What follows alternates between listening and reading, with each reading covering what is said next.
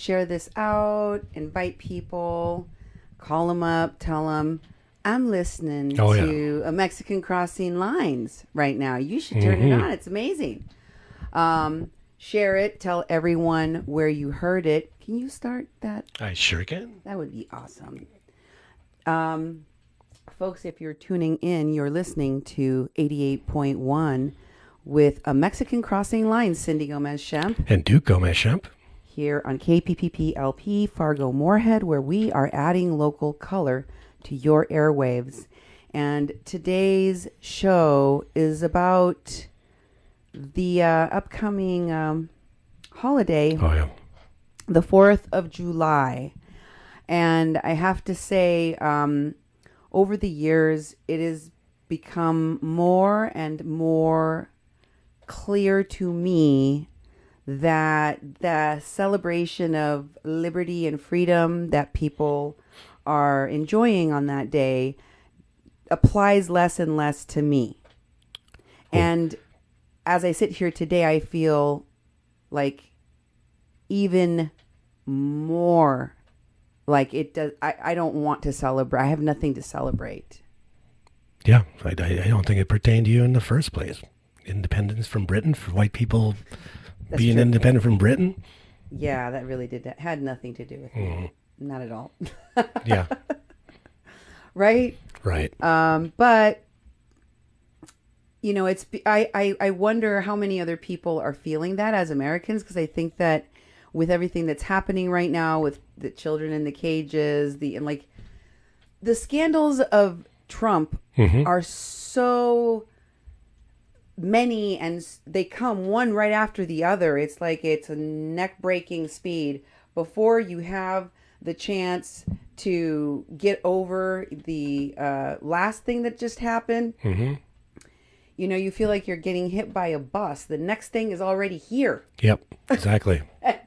It gives you whiplash to try to keep up with Trump's scandal, people in his administration's scandals, Republican scandals. I mean, it's becoming harder and harder for people in the Republican Party, in the administration, in America in general, to excuse the behavior of racists, of xenophobes, of Nazis, of white supremacists, of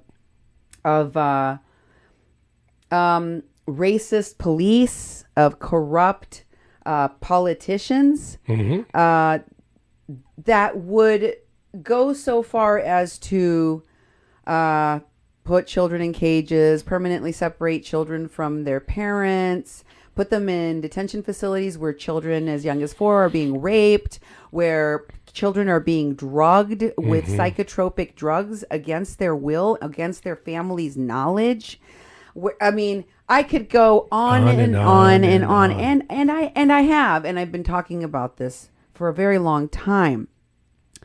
So that for me, I think is the overarching mood, and why I named tonight's show Old Glory, New Shame. I think everyone in America is now able to identify with that feeling that Black people and brown people, indigenous people, especially of this continent, have felt for many, many generations, for many hundreds of years now, that this is not meant to be. If I sing, "This land is your land, this land is my land," when I start singing, "This land is my land," the white people are like, the colonizers are like, we stole it fair and square. And anybody that looks like you never was meant to have it. That's right. You weren't in the Constitution in the first place. You weren't considered human beings having rights in this country. Exactly. It's true. So it is with this idea in mind that I want to speak to you today about what has been happening since we last did our show on shame, shun, shut down racists or Nazis or homophobes or transphobes or oppressors, bigots. Yes. Those who have in the past traditionally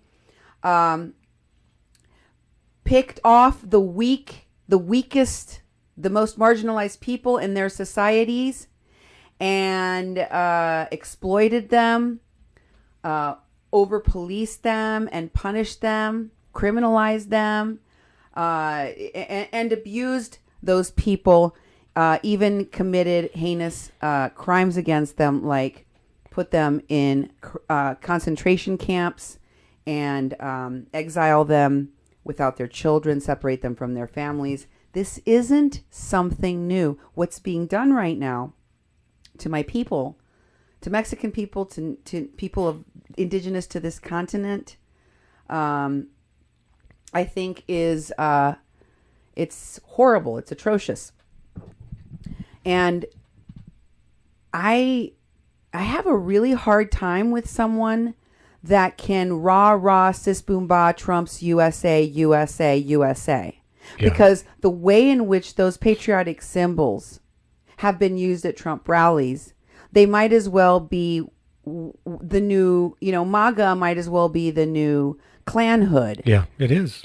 Build the wall might as well be the new, epithet, the new racial epithet. Because that's how they're being used. And, violence does follow these rally calls for violence against people of color. Yeah. These rallies of insensitivity, cruelty, and preaching of these things in an openly racist way. With an attorney general who, when you talk about anybody in the Trump administration, from Stephen Miller to Kellyanne Conway to Sarah Huckabee Sanders to, demon number 1, demon number 2, whatever you want to call them, like, they all are horrible people. Like Stephen Miller is alt-right adjacent, very, very close to Richard Spencer, went to school with him. Richard Spencer said he mentored him. He considered, like, I could go on. And of course, as you know, Jeff Sessions was once considered to be too racist to be allowed to be practicing as a judge in Alabama. Yeah. And that's a really deep South, still saturated in its racism kind of state. By the way, it's too racist for the racists, Right. Like, there, there's a lot of evidence of the rollback of the rights of black people in that state. Somebody might need to go and send those folks a memo and let them know that slavery ended. Yes. The way that part of the country is in particular Alabama. But remember, he was too racist to be a judge in a state that's still pretty racist. And Trump made him the attorney general. I was surprised he didn't grab Arpaio. Yeah. But he did pardon him. He did. That's what this guy is. He had journalists put in pens. He calls them the fake news. And if you don't think that this kind of rhetoric and what it led to in other countries like Mexico, where there are journalists die on par with countries where there are wars like Afghanistan. Yeah. Then you haven't been paying attention to the kind of hate crimes that have been getting perpetrated against people of color, and ramped up in a horrible, disgusting way ever since Trump came into the presidency. See, there's already people out there that are. Yeah, I hear what I would think would be gunshots, but it's fireworks. It's not fun for me. No, it's not for me either. Like that. Especially after everything that we went through at Standing Rock, and people were being shot with rubber bullets, we have seen an acceleration of hate in this country. The shooting of unarmed black and brown people by police. It's mass murder. What's been happening in this country. I've been reporting on it. It has not been easy. It has been very, very stressful.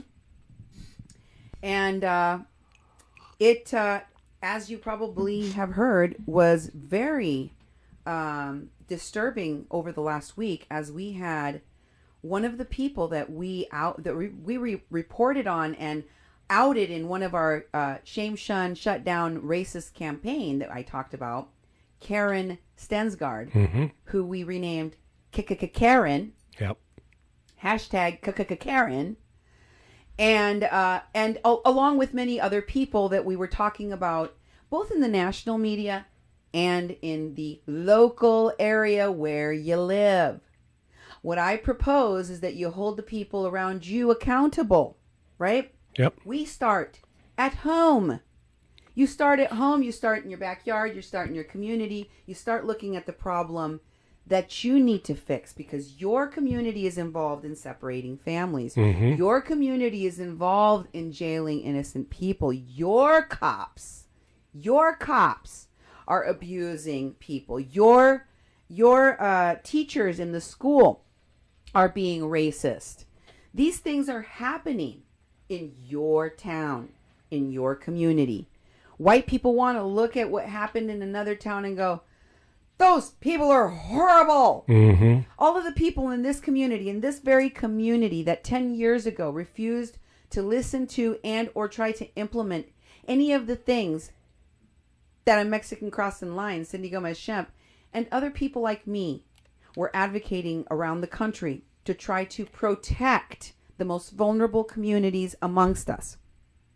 Yes, that includes women and women's rights to choose. That includes queer folk, transgender folk, all of which are part of our communities of color, all of which are part the disabled community, all of which intersect with our communities as well. So we have an interest in protecting those communities, and we started looking at how we could do that, particularly for the most vulnerable in those groups, the undocumented of those, of all of those that I just mentioned. Exactly. Okay? Because they have no rights. They're given no due process. They're given no voice. Their picture, we've gotten some video that's been released clandestinely, and pictures that we have seen, one little girl, one little picture here, we got to hear some sounds. We got to hear the crying babies, audio. But they won't let cameras inside these detention facilities. They won't let members of Congress. When have you memory of a time when a member of Congress, let alone the media, were not allowed inside a jail? A jail.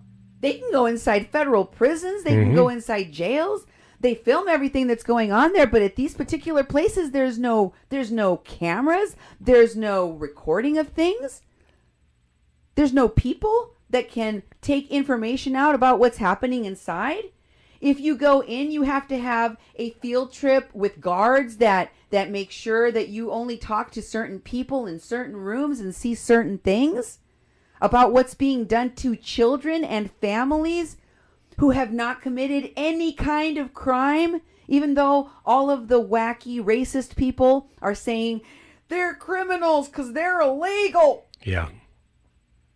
And they don't know anything about immigration law. I have made myself blue in the face trying to educate. People keep saying, we just need to educate them. That'll make them change, Cindy. Educate them. They don't want to be educated.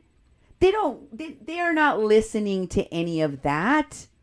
They want to be willfully ignorant because they're racist. If you allowed them to educate them, if they allowed you to educate them, if they looked at the evidence and then they would be monsters if they continued in their thinking. But they have to continue in their thinking and their acting in that way because it's tied to their interests, their husband's job, their investments.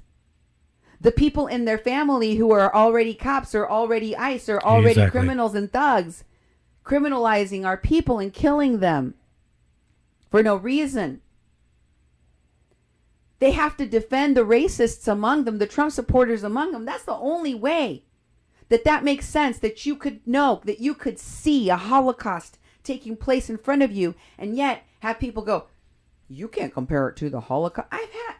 I have from a variety of different Jewish people online and in person that I've talked to that have said, this isn't just like the Holocaust.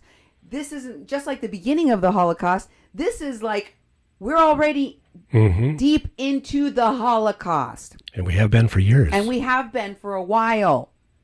This is like, this is the part where people just start to die en masse. How long do you think little babies as young as 5 months old,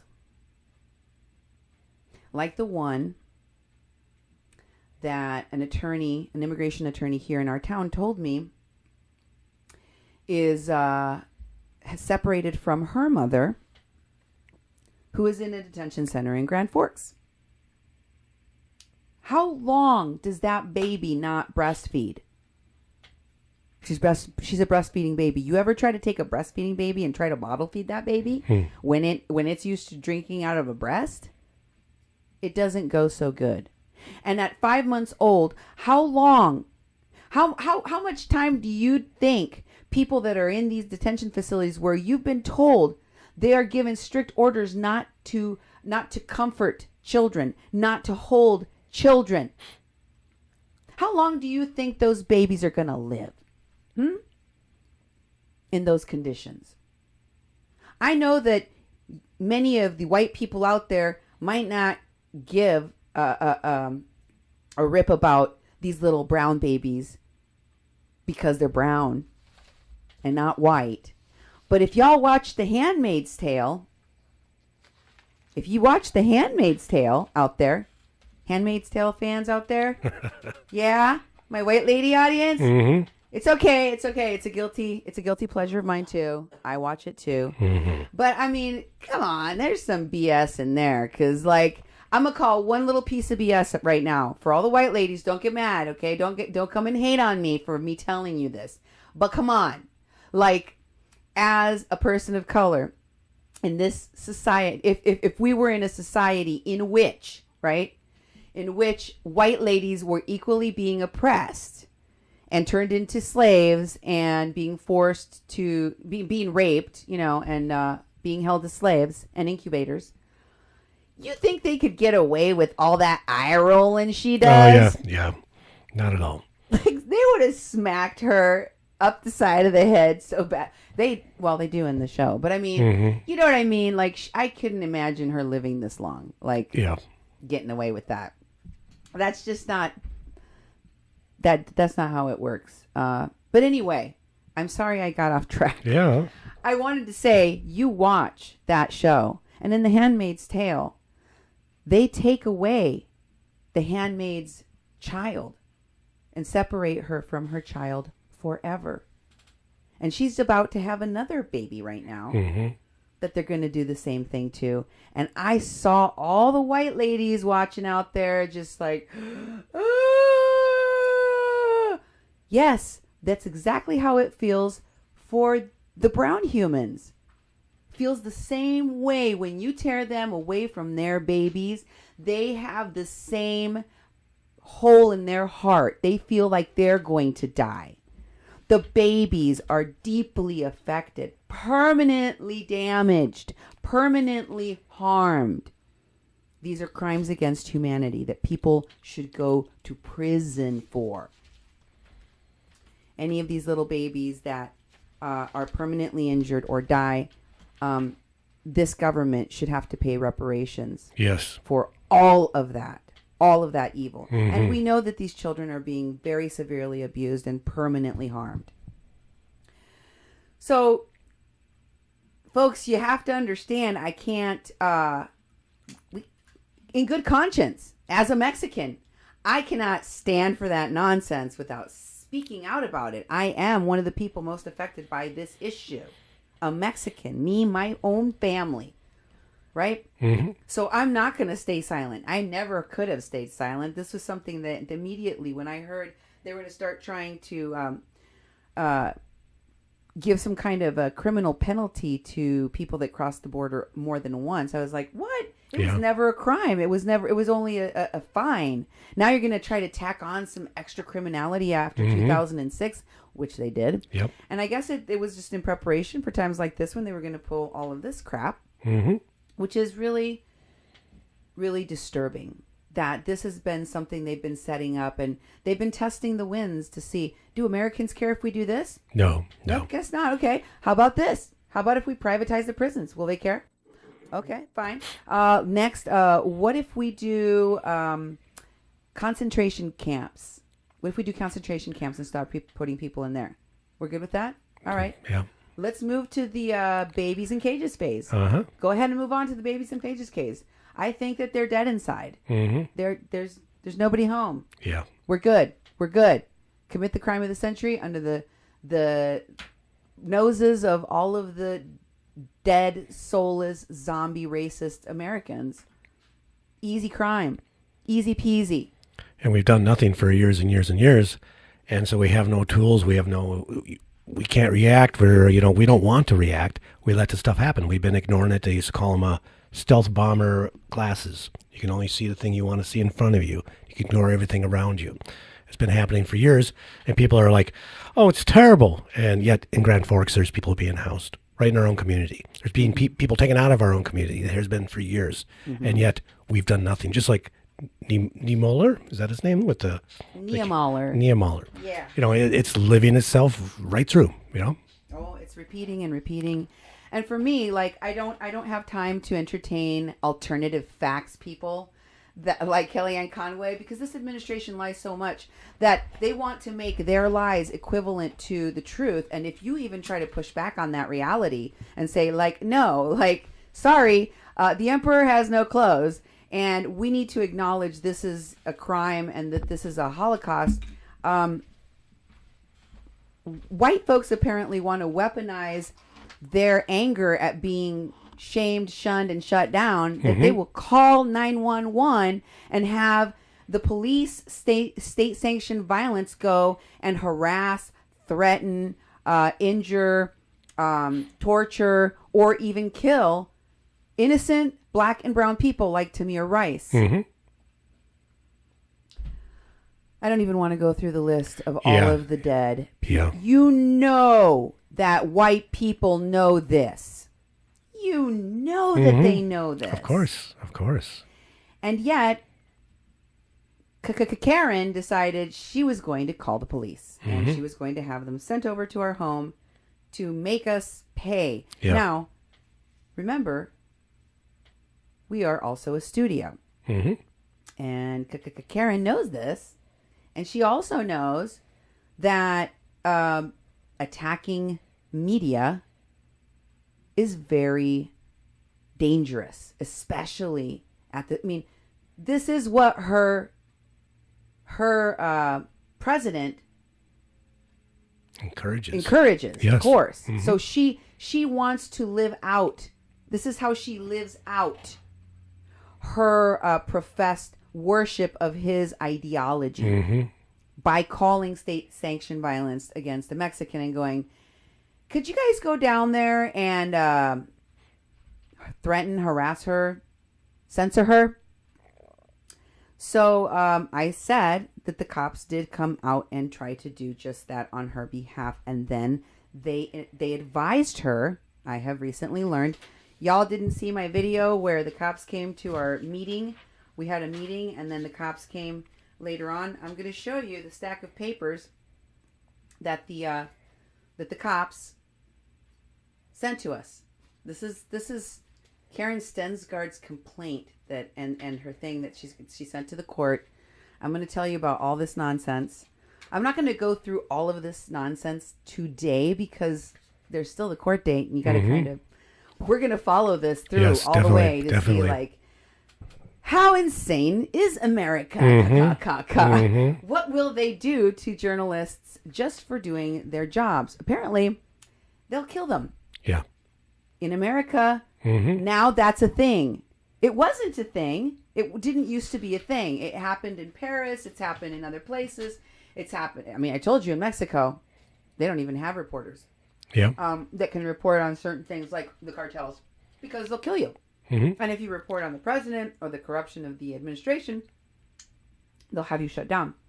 So we are edging closer and closer to a media like in the countries that the United States likes to criticize so much, like China, like Russia. What do you think about that? Well, it used to be that the journalists somehow were immune. That there was this whole thing of where you would treat them with a different respect, kind of like the Red Cross. That there would be some immunity, and journalists could go into the middle of wars and report, and go into different arenas that the public actually didn't have access to, and they were granted access because they were the media. They were supposedly the fourth estate, and that it does not exist anymore. There's no fourth estate where the media is a level of holding the government accountable as with the other branches of government, and we've been losing that for a long time, and there is no immunity, and especially what's been happening over the years with these presidents, the peering in, since Watergate. I mean, Watergate was, think way back to Watergate, and it's like, was that really a big deal that Nixon was actually spying on the Democratic Party? Look what's happening in the Trump world. Look what happened in the other presidents after Nixon. The things that went on, and even the things in Obama's administration. We all loved Obama, but it's like he was doing so many things because he was bought and paid for, because you don't win a presidency, you bid on one and you get paid for a presidency. It's not about people going out and voting for the right person to represent us in the community. That's really not true. It's an electoral college. It's the money in politics. Our Senate is full of millionaires.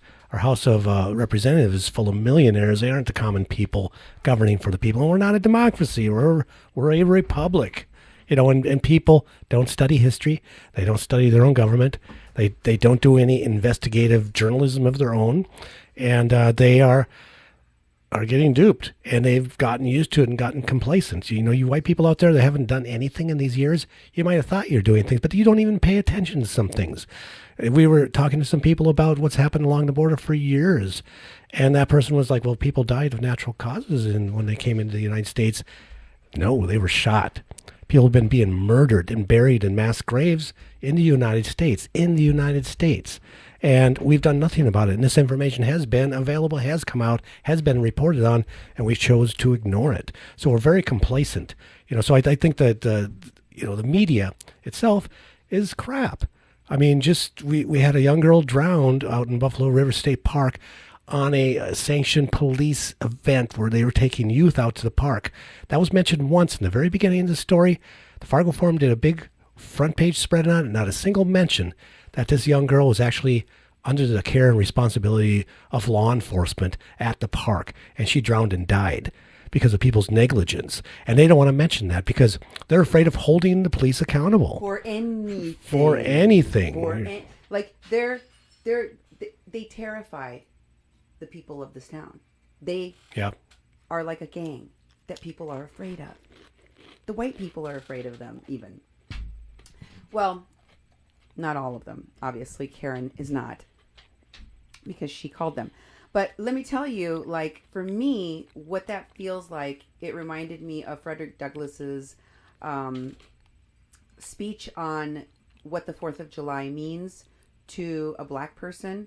And I wanted to thank Kat, one of our listeners, because she sent it. She reminded me of it. Okay. And I wanted to tell people how they can send us stuff, how they can message us, how they can get a hold of us, how they can follow us on social media, how they can find our videos on YouTube. That's the new thing you just started doing. Yep. So they could subscribe. If you subscribe, it's another platform, and if we ever have problems with Zuckerberg, you can always catch our shows over there, or you can go on KPPP. But you can tell them all this. Well, actually, the Facebook thing is like it's getting more difficult to actually upload stuff. They won't let me actually embed videos anymore on our web pages.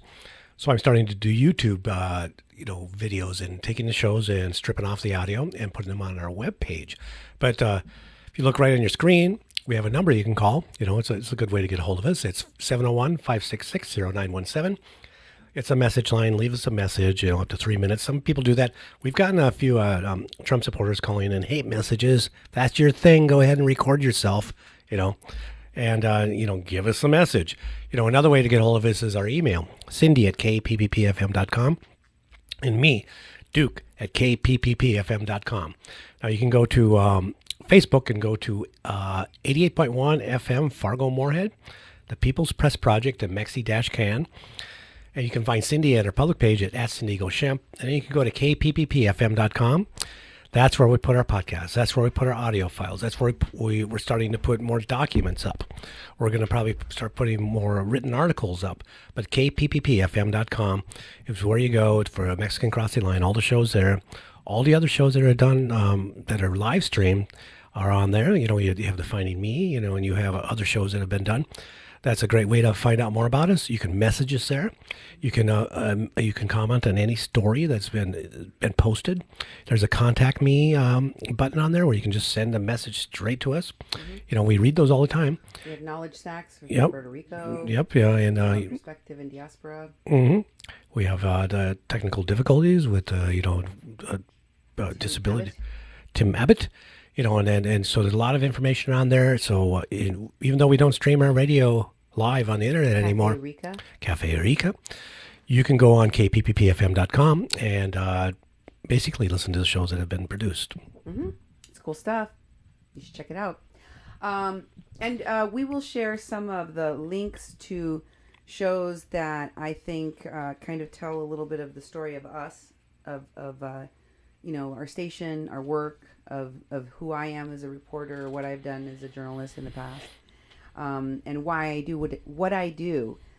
This is nothing new for me, but let's listen for a bit about how Frederick Douglass put it. This isn't actually him; it's an actor. Yeah. Whoops, got the wrong button.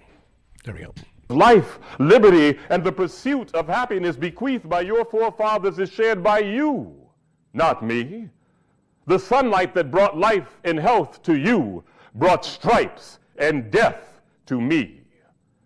This 4th of July is yours, not ours. You may rejoice. We must mourn.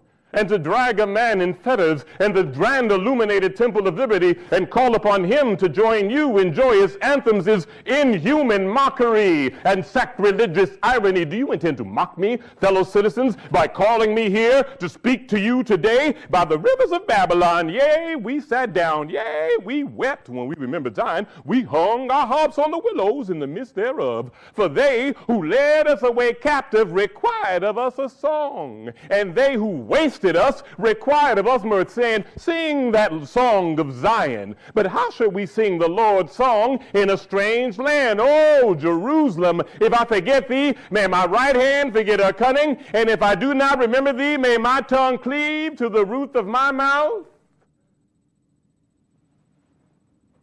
Fellow citizens, beyond your national and tumultuous joy, I hear the mournful wailing of millions whose chains, grievous yesterday, are today rendered more intolerable by the jubilee shouts that reach them. If I do forget, if I do not remember the bleeding children of sorrow, may my right hand forget her cunning, and may my tongue cleave to the roof of my mouth. To forget them and to pass lightly over their wrongs and chime in with the popular theme is treason. most scandalous and shocking, and would make me a reproach before God and the world. My subject then, fellow citizens, is American slavery. So that's really, I mean, in a modernized version, that's exactly how I feel. How can I gloss over the pain of millions? Yeah. How can I gloss over the pain? How can I celebrate? Because I'm supposed to, I'm required to be celebrating America at a time when America is literally forcing children that they took from their mothers, more than likely forever. They still have not articulated any sort of plan to fix this, and they kind of did it in a way that makes it really almost impossible to fix it, almost impossible to find the kids. Yeah. Okay, so and if you don't, if you want to go through all the details of that and you don't want to hear it from a brown-faced Mexican, go and watch Rachel Maddow. She can tell you the same thing. Exactly. There's other people that are reporting on this just now, by the way. And I noticed, Rachel, as a Mexican crossing lines, I kept waiting for one of these, larger news network progressive people who claim to care about all of these progressive issues to talk about that. And they just never did.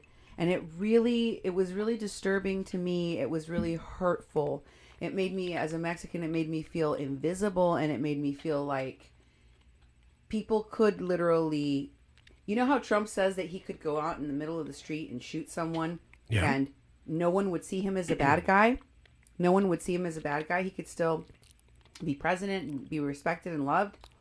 Well, it made me feel like I'm so invisible to white people in America that he could shoot me and no one would notice it. Yeah, I agree. No one would care that I died, and it wouldn't even matter. That's what America tells people of color every day. It says it's through all of the lynchings of the police of unarmed people. It does it through the justice system that has these bonds that are so unfair. It does it through the school to prison pipeline. It does it through a myriad of ways, which we are messaged to as Black and brown Americans, that we don't matter. We really don't matter. And I have a heart. I really am a human being, and I know all these people have the most painful, horrible memories of the experiences, those that have been able to survive them in some way, because a lot of people don't. But you, for the first time, are starting to hear about this stuff. So for you, it might just be feeling like, the initial shock and awe.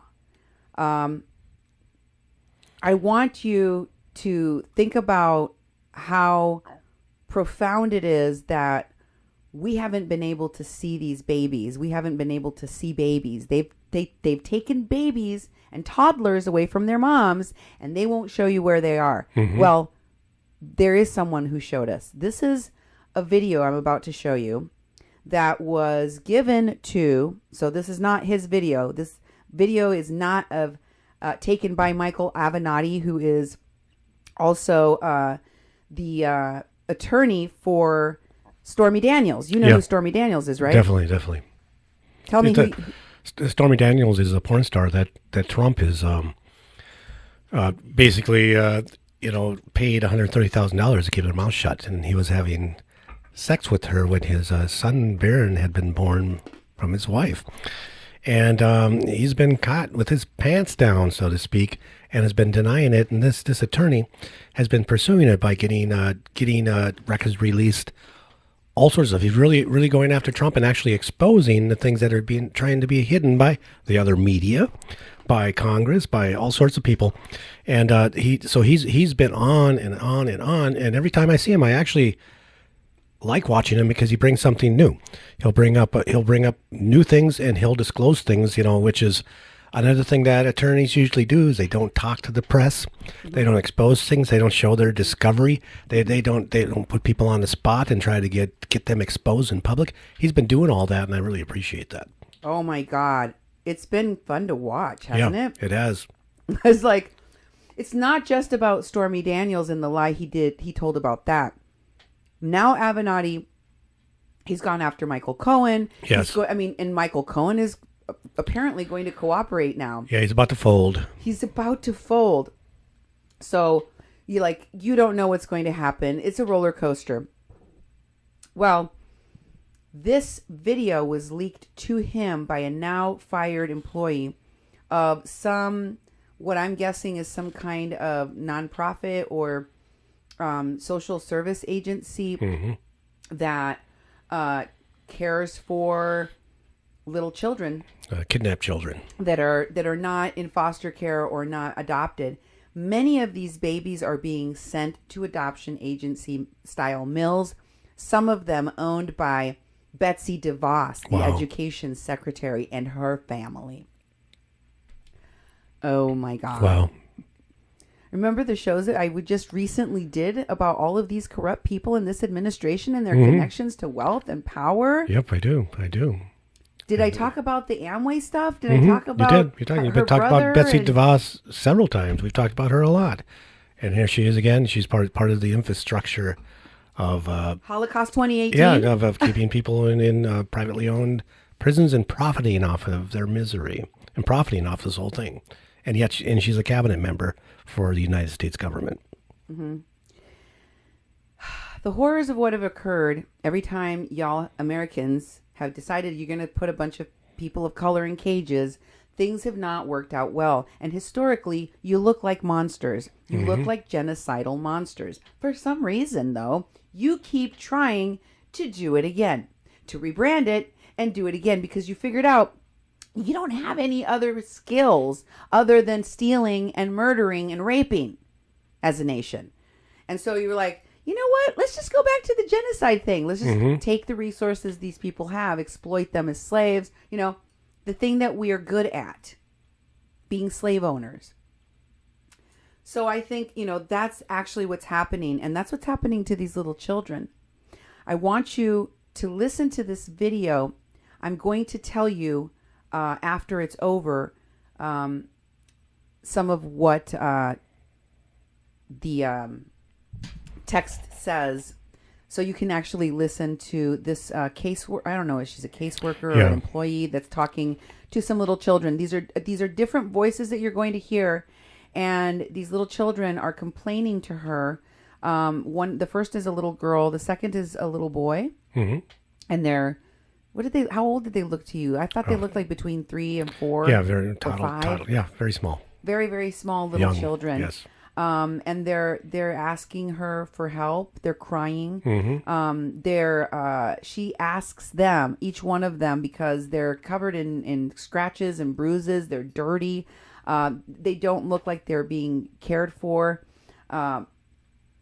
What happened to you? Where did you get this cut? Where did you get this bruise? What happened?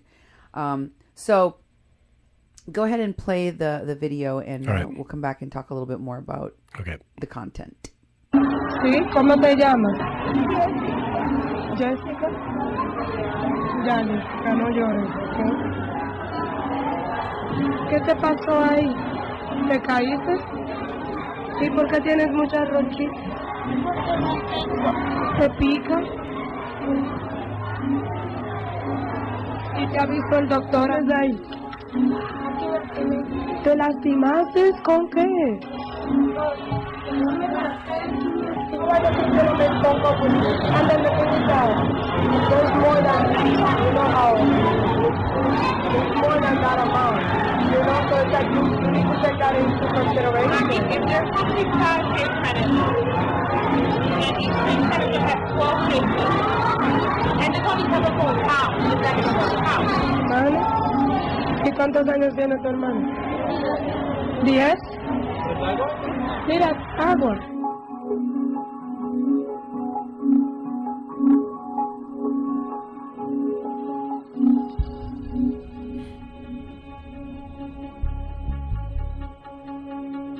¿Hablaste con tu mami?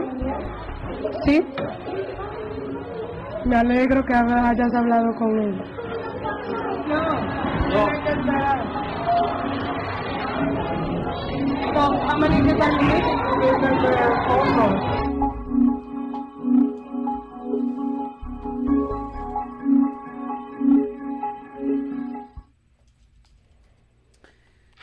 So, I guess is Avenatti representing a bunch of these families against the government? Maybe I remember he was talking about something He like was that. talking Yes, about I this. remember that.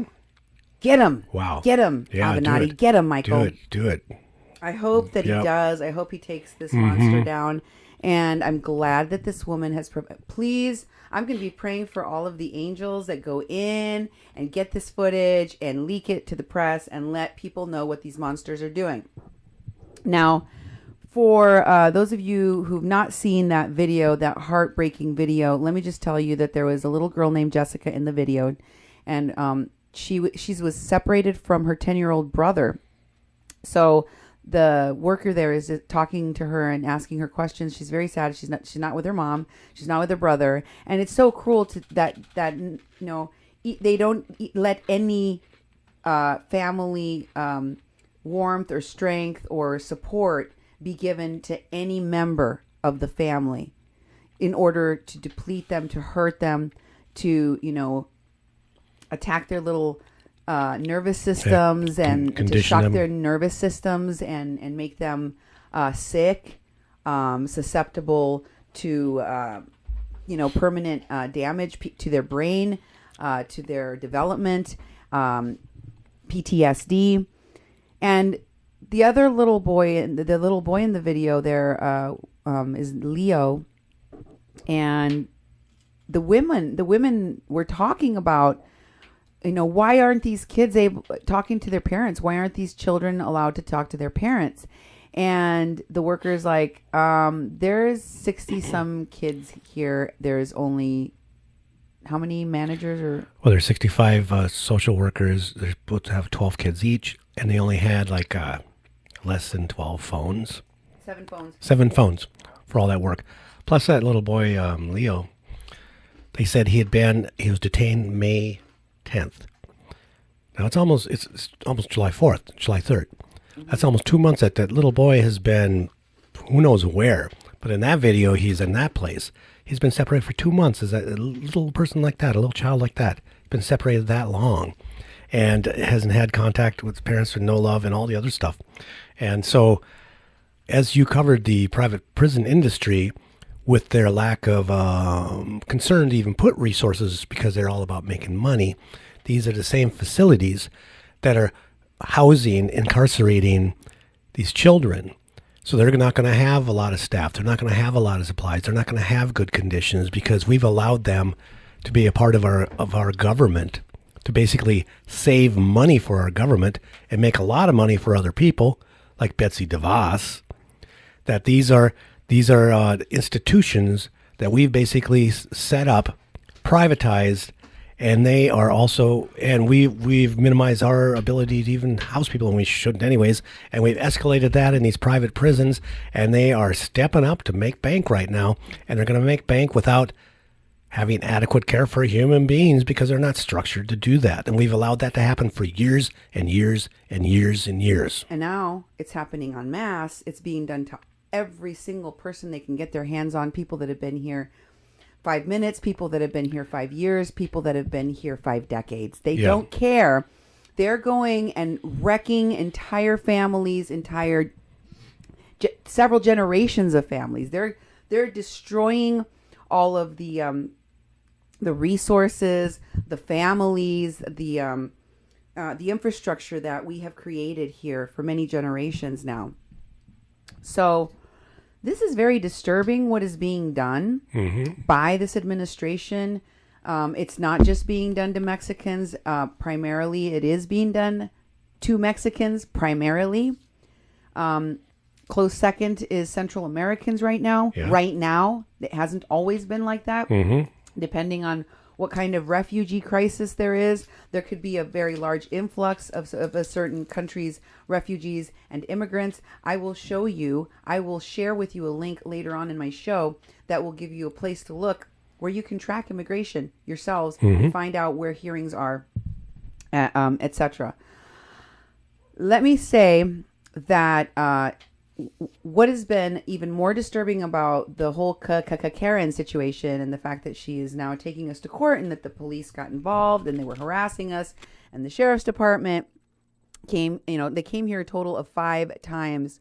But it's very troubling because I've been doing media work for 10 years and it has been progressively getting worse and worse and worse and worse. And as you know, we are now a country where journalists are murdered, and that goes without any kind of consideration. It's not shocking to this administration. In fact, they were cheering on such a thing. So when the mayor of the town where the Gazette is printed asked the president to fly the flag at half-mast to acknowledge this massive blow to journalism, to free speech in America, to me, and this is a real act of terrorism that took place on American soil. It may not be as many people as 9/11, but this to me is a more terrifying act of terrorism, because it means that the other kinds of terrorism are going to be able to keep taking place under the cover of silence and censure. Because when you shut up the only people that have the cojones to tell you what's going on out there and tell the truth about it, you're on your own. That's when the human atrocities begin to happen, like across the board. And America has been primed for that for a very long time. So the Gazette, would you like to put up that?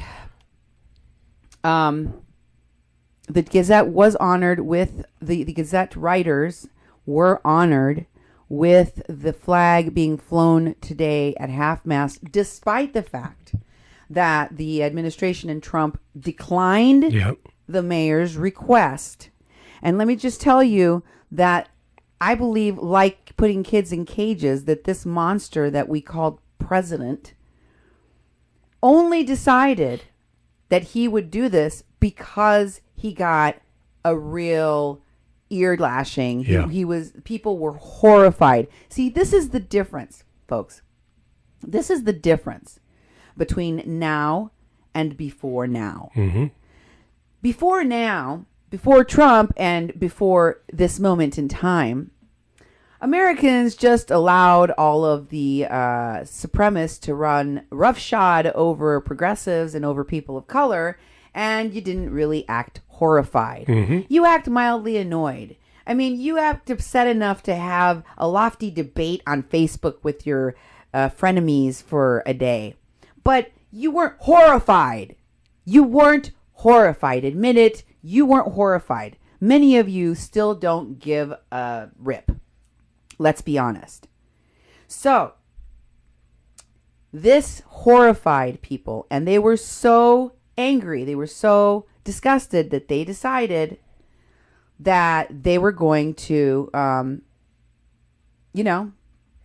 they were going to, what happened? I'm checking to see what's going on. Oh, yeah, we're there. We're still here. Something. Ooh. I don't know how it's working, but it's probably that people are trying to. What's happening? Our numbers were way up, and we've been being disconnected from Facebook, even though we're still live streaming. Oh yeah, and our pings are good. It went from 70 to just a few minutes ago because I was monitoring. Now it's disconnecting and reconnecting.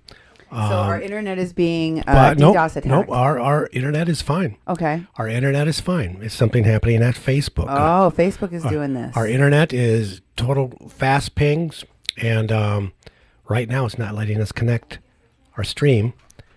We have disconnect, reconnect, which is a normal thing for it to do.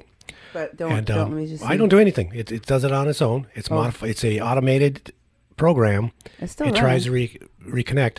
We're transmitting zero anything to our live stream right now.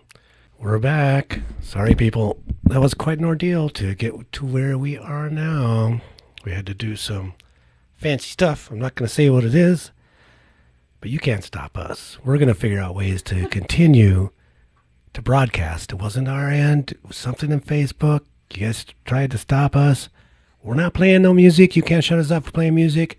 This is part 2 of Mexican Crossing Lines, July 3rd, 2018. Old Glory, New Shame, part 2. We're going to get you caught up to where we were. We were 1 hour into the show. And 1 hour since we started our clock. And make sure I get all my documents up and everything here. Figure out where we are. Yep, we're good. Yeah, we are live. Again, we're waiting. We just talked about the Gazette thing. That's what we were. We were at the Gazette, and we were talking about the fact that media is under attack, and that they're trying to keep us from broadcasting. And then they took down the broadcast. Ta-da! Exhibit A, B, C, D, E, F, G. Exactly. Oh my God. So this is the picture of the Gazette. That's where we were at the point. I was like, I'll find out. Could you put the Gazette picture up for me, please? Yeah. And right they did fly the flag at half-mast. I can barely read those little tiny words. I'm going to try. The White House has reversed the decision on lowering the U.S. flag in remembrance of the Annapolis mass shooting victim, Mayor Gavin Buckley, who already had lowered the flags, talked about this in a news conference. Mm-hmm. What we were saying was that this administration fostering hate, spewing hate, and the kind of boldness that gives to people like Karen Stensgaard, one of the people that's been sending state-sanctioned violence to our home, it makes them feel that they have the right to censor the media, to censor the Fourth Estate, to kill journalists. And I said earlier, this is not a country that had that as a reputation, where journalists are murdered for their telling of the news, but now we are. And, a lot of people have been saying that. People have been saying, in the beginning of all of the crazy things that were going on with the babies in the cages, people were saying, I don't recognize this country anymore. This is not my America. This is not who we are. And recently, a lot of people have been saying, this is who America is. This is who we are. This is who we are now. This is what's happening now. And I say, this is who America has always been. You're getting back to your roots, America. Mm-hmm. And so there has to be somebody brave enough to stand up to this kind of thing. I wanted to read to you the quote that was attributed to Mayor Gavin Buckley in that article that Duke was just showing you a picture from, where the mayor originally had said that when he reached out to the Trump administration and they told him that they would not fly the flag at half-mast for the attack on these journalists, that he said, obviously I'm disappointed, Is there a cutoff for tragedy? Like, why would they not want to fly the flag at half-staff for all of these people that died? There was a lot of them. And he said that this was an attack on the press. This is Mayor Buckley speaking. Right. Gavin Buckley, Annapolis mayor. And he said, this was an attack on the press. It was an attack on freedom of speech. It's just as important as any other tragedy. I think, as a journalist here, now I'm just speaking as a journalist, I think it's even bigger than that. I think it's even bigger than that, because what it means, what it portends for free speech, for the Fourth Estate, for the checks and balances that normally were on the government, state, local, and federal government from the media, is no longer guaranteed.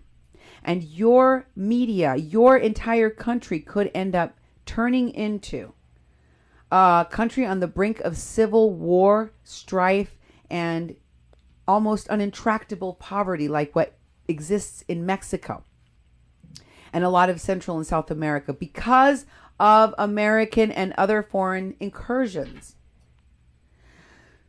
So, I think this is a warning that y'all should be heeding about what you need to do to ensure that you can still say things in the media, that we can still report information to you in the media. I wanted to show you, this is from an article about Jared W. Ramos, the guy that committed this heinous crime. This is the guy. If you've never seen him before, you want to describe what he looks like? I'll leave. Oh, he looks like a white hipster, Lodi person that looks really dazed, and his eyes are empty. I don't think he has long, I don't think scraggly his eyes hair. Look that they look angry. Yeah, they look angry. Maybe you're getting like hippie or whatever from the hair because it's all like straggly, unkempt. Yeah, I would call it more. His whole thing is like unkempt guy. Yep. Like I could see him being a former like Wall Street something guy that just went crazy. I don't know. Anyway, there's a link to the article where this came from, and here's the scarier part of the story. I haven't heard it being told very much of anywhere in the mainstream media. This guy, once again, ta-da, big surprise, had a history of abusing women, of abusing a former partner. He was domestic violence criminal. And what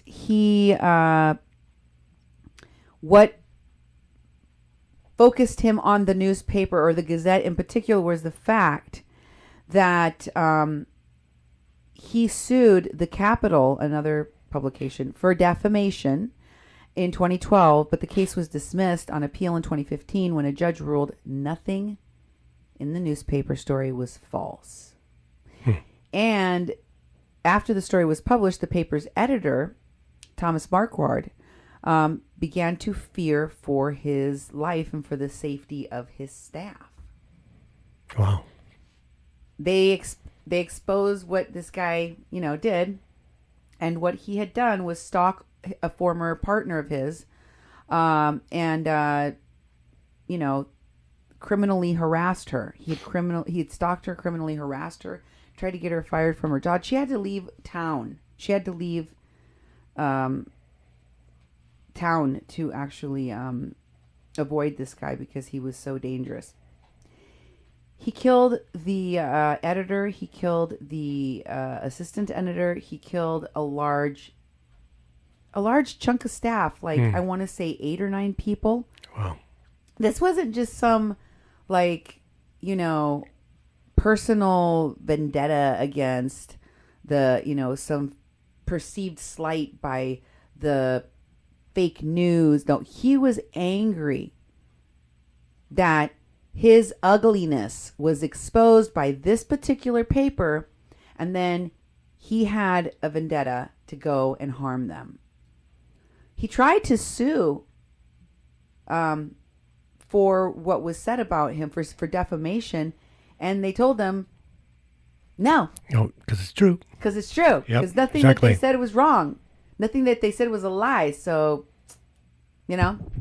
Anyway, such a thing was threatened to me by Karen's mom when she, among other people, were showed on my show to have made racist or,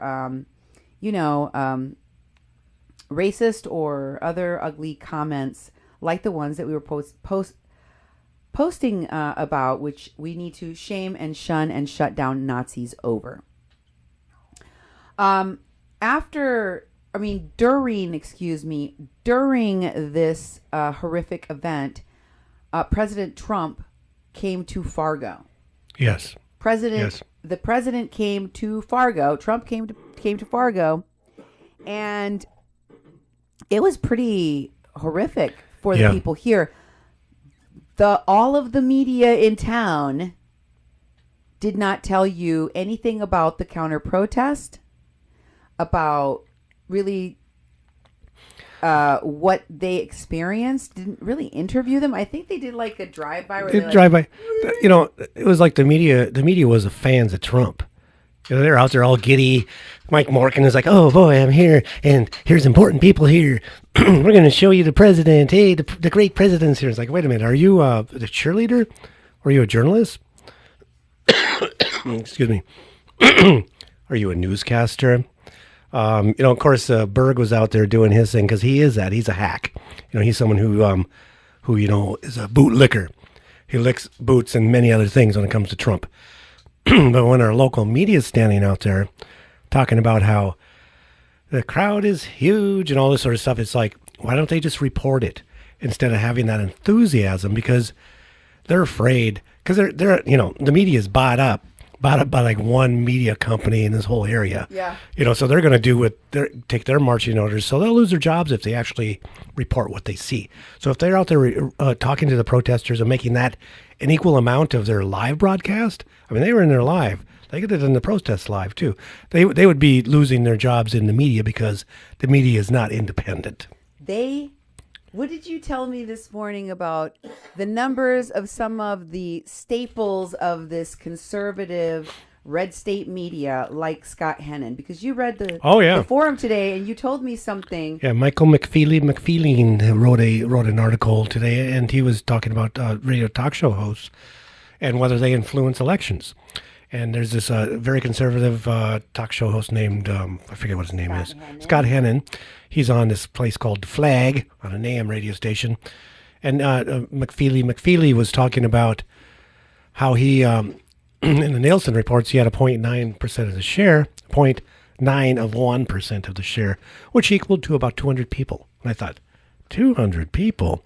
So you have this pretty expensive radio station, you know, a commercial radio station that has a combination of all sorts of things, lots of funding, lots of money, and you know, just spouts out the Trump crap. And this guy's been doing it for years. You know, the Koch brother funded people, and only 200 people are listening. You know, and the Nielsen has been bothering us. I've been getting emails. I signed up all the information for a station on Nielsen, but they only report to you from their surveys that they do twice a year. They only report to you your numbers if you pay them like $340 a month. You only get access. You only get access to that information if you pay them a subscription, and we don't. But they keep on contacting us because, in fact, I talked to a woman on the phone from there because I was confused about one of their items. They couldn't do KPPP LP. They wouldn't take the LP, so they had an LH or something like that. It's LP, and they said our system won't let it do that. And she said, well, you know, I've just noticed that you've gotten some mentions, meaning that we're being mentioned when they survey people, which would actually lead to some numbers in the shares of the radio listenership. Yeah. So. And we can tell that we have more than 200 people that listen to any given show. We have thousands, sometimes even tens of thousands. And that, from our little home studio, ain't too shabby. Yep. In fact, I think that's pretty fair competition with the rest of the people. So they don't like it. They don't like it because usually someone like me doesn't have that kind of microphone, that doesn't have that kind of ink like I did when I was editor of the paper. Yeah. I admit, as a Mexican woman, I'm sort of an anomaly. It's not like a lot of Mexican women are running radio stations or are editors of newspapers that are also co-owned by Mexicans. I mean, this is a kind of a strange thing because it's my own family that lives here doing this stuff. But let me say, they don't like the numbers that we get. If you think about what just happened when a lot of you were kicked off that were watching, our numbers were going 70, 80. Did you say even up to 90? Well, I saw 70 some. Okay, so I've seen it like jump to super high numbers, and then they get the show gets pulled. Yeah. The show gets pulled. The show gets taken down for some reason. So it's also a way of trying to make it unpleasant, to punish my listeners and my viewers, to punish all of you who are trying to watch, who are trying to enjoy it, to make it more like, when they used to scramble the signal on cable. Oh, yeah. They tried to scramble the signal so you couldn't really see. Yeah, you'd just watch it like this and look for a spot to stop. Oh, I can see an arm. But it didn't stop people from watching. It didn't stop people from listening. Even if you do that, you're just going to make people work harder to try and find a way to listen to us. And it actually makes people really loyal followers, listeners, because they gotta hunt us down. We never tell them when we're coming on. Yeah. And it's up to y'all to share the message out. So we do really appreciate all of the people that listen to us here on 88.1 FM KPPP LP Fargo Moorhead, and who support our work. This is something that is a labor of love, but it's also a form of justice. We believe in media justice. That's why our nonprofit started doing media justice work. We believe that media justice is a very important, crucial part of maintaining a democracy and keeping people accountable, keeping people transparent in government and in our community. Here's a post that one of the local writers for the Herald. Yeah, Grand Forks Herald. Was he still, or was he formerly? I don't know. He may have formerly been, may still be a writer, journalist for the Grand Forks Herald. And he made this post about, I think it was on the day that Trump was here. And it said, and he posted it, public. He did not give an attribute for the photo, but I assumed, given that it was posted on the same day, that Trump was here, and it said something about, and you at the podium, stop it, just stop. I was like, oh, he's talking about Trump, right? Yeah. Because Trump was here and he was at a podium and he was telling people a bunch of lies in Fargo. And they all cheered and they were like, yay, we love lies. They're delicious. So, can you read that, Duke? Because I probably sound more like Chuck Haga than me. Sound like Chuck Haga.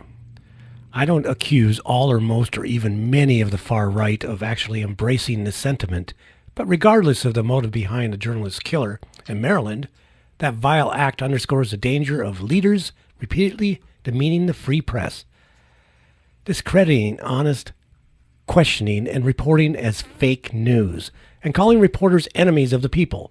You are the enablers. When you see a fanatic wearing a shirt like this, don't laugh. Don't laugh it off. Tell the miscreant to take it off. And you, at the podium, stop it. Just stop. And then go to a second one. And can you keep going there? What does Jim say? Try to... This is another... Jim Linefielder. By the way, he has ostensibly... a lot of other friends that were colleagues, that were writers, that wrote for other publications. People in the media know each other around here. I actually was friends on Facebook with a lot of the local, and still am with some of them. Some of them just have become such rabidly racist, Breitbart, like KKK propaganda stuff. And that is, unfortunately, Valley News Live has become a place where that kind of rhetoric is espoused, shared. And I know that all the people there may not, I don't know, what do you want to call it, believe in it, but they still work at a place where that's done. I mean, it's like, it's kind of like Fox News or other places. Yes, is everyone evil? Probably not every single person. They're not trying to do some horrible agenda, but it's just... Well, remember, most of the people that work in journalism around here work for one company. Fargo Forum owns, the TV stations and the paper. So if you can, and all the papers in North Dakota, pretty much. So if you're going to be working for the one that my brother owns. Yeah, that's right. This radio Yep. station. And so here's people responding to Chuck's post. And a lot of them are journalists themselves. Jim Leinfelder said, way back in Iowa, I left the Trump rally venues after being jeered in our pen by his supporters and made my way in the dark, anxious about making it safely to my car. It's only gotten worse. He's talking about the journalists are putting pens, at these rallies. And he's talking about being scared of going to his car. Yeah, he's scared for his safety. Jane McClure, it's gotten worse even at local level. People have hit me, have grabbed me by the shoulders and tried to shake me. I defend myself, but at my age, it ain't easy. And Todd Sisson says, carry mace, self-defense. He's a journalist. I thought the pen was mightier than the sword. But anyways, Jane McClure says, mine gets confiscated every time I go into the city hall courthouse. I smacked someone with a notebook once. See, we shouldn't have to do that. We shouldn't have to have cops coming to our home, harassing us because a racist woman in town Trump supporter who was calling the parents of some of these kids that they've been separated from MS-13 and sex traffickers, and was referring to the president's presidential order as humane and good for all of humanity. This is the kind of mockery, that painful mockery of what is really happening to these families, to these people, to my people, that Frederick Douglass was talking about in the first part of our show that I told you made me call this show Old Glory, New Shame, because here we are a day away from the 4th of July, and I can't stop thinking about these kids in cages. I can't go and celebrate freedom while my people are literally in cages. Exactly. And in concentration camps. How? With what face? Con qué cara? How can I eat? I can't do it. I can't in good conscience. I feel like I would literally go to hell. I don't feel like I can smile that day. I don't feel like I could just do the sprinkler thing. Not for me, not even for my kids. I can't do it. I can't. Now, if you can, that's fine. I can't. Yeah. And I know, and this should make you sick, that they are forcing these little kids, some of them who don't even speak English, to say the Pledge of Allegiance. Yeah. Are they going to make them listen to the fireworks? Are they going to force them to sing the anthem while their parents are separated from them? While they're being tortured, while they're being left alone, while they're being psychologically damaged? I can't do it. I don't know how you feel about that.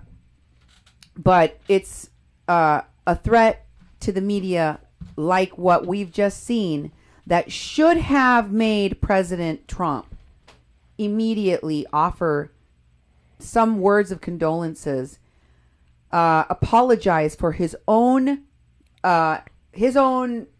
culpability and bringing some kind of violence against the media like this about in this country, because he dog whistles to entitlement. He dog whistles to men who want to do things to women that they shouldn't be allowed to do, like the murderer in this case. They don't want to be outed like the murderer in this case. He didn't want anyone to expose his shame. And after he was exposed, he tried to sue the publication to censor them. That's exactly what happened with Karen. If you want to go back and watch the shows in which I talked to you about how she shame, shun, shut down racist Nazis. We talked about it in that show. We also talked about it in Holocaust 2018. But I was already talking about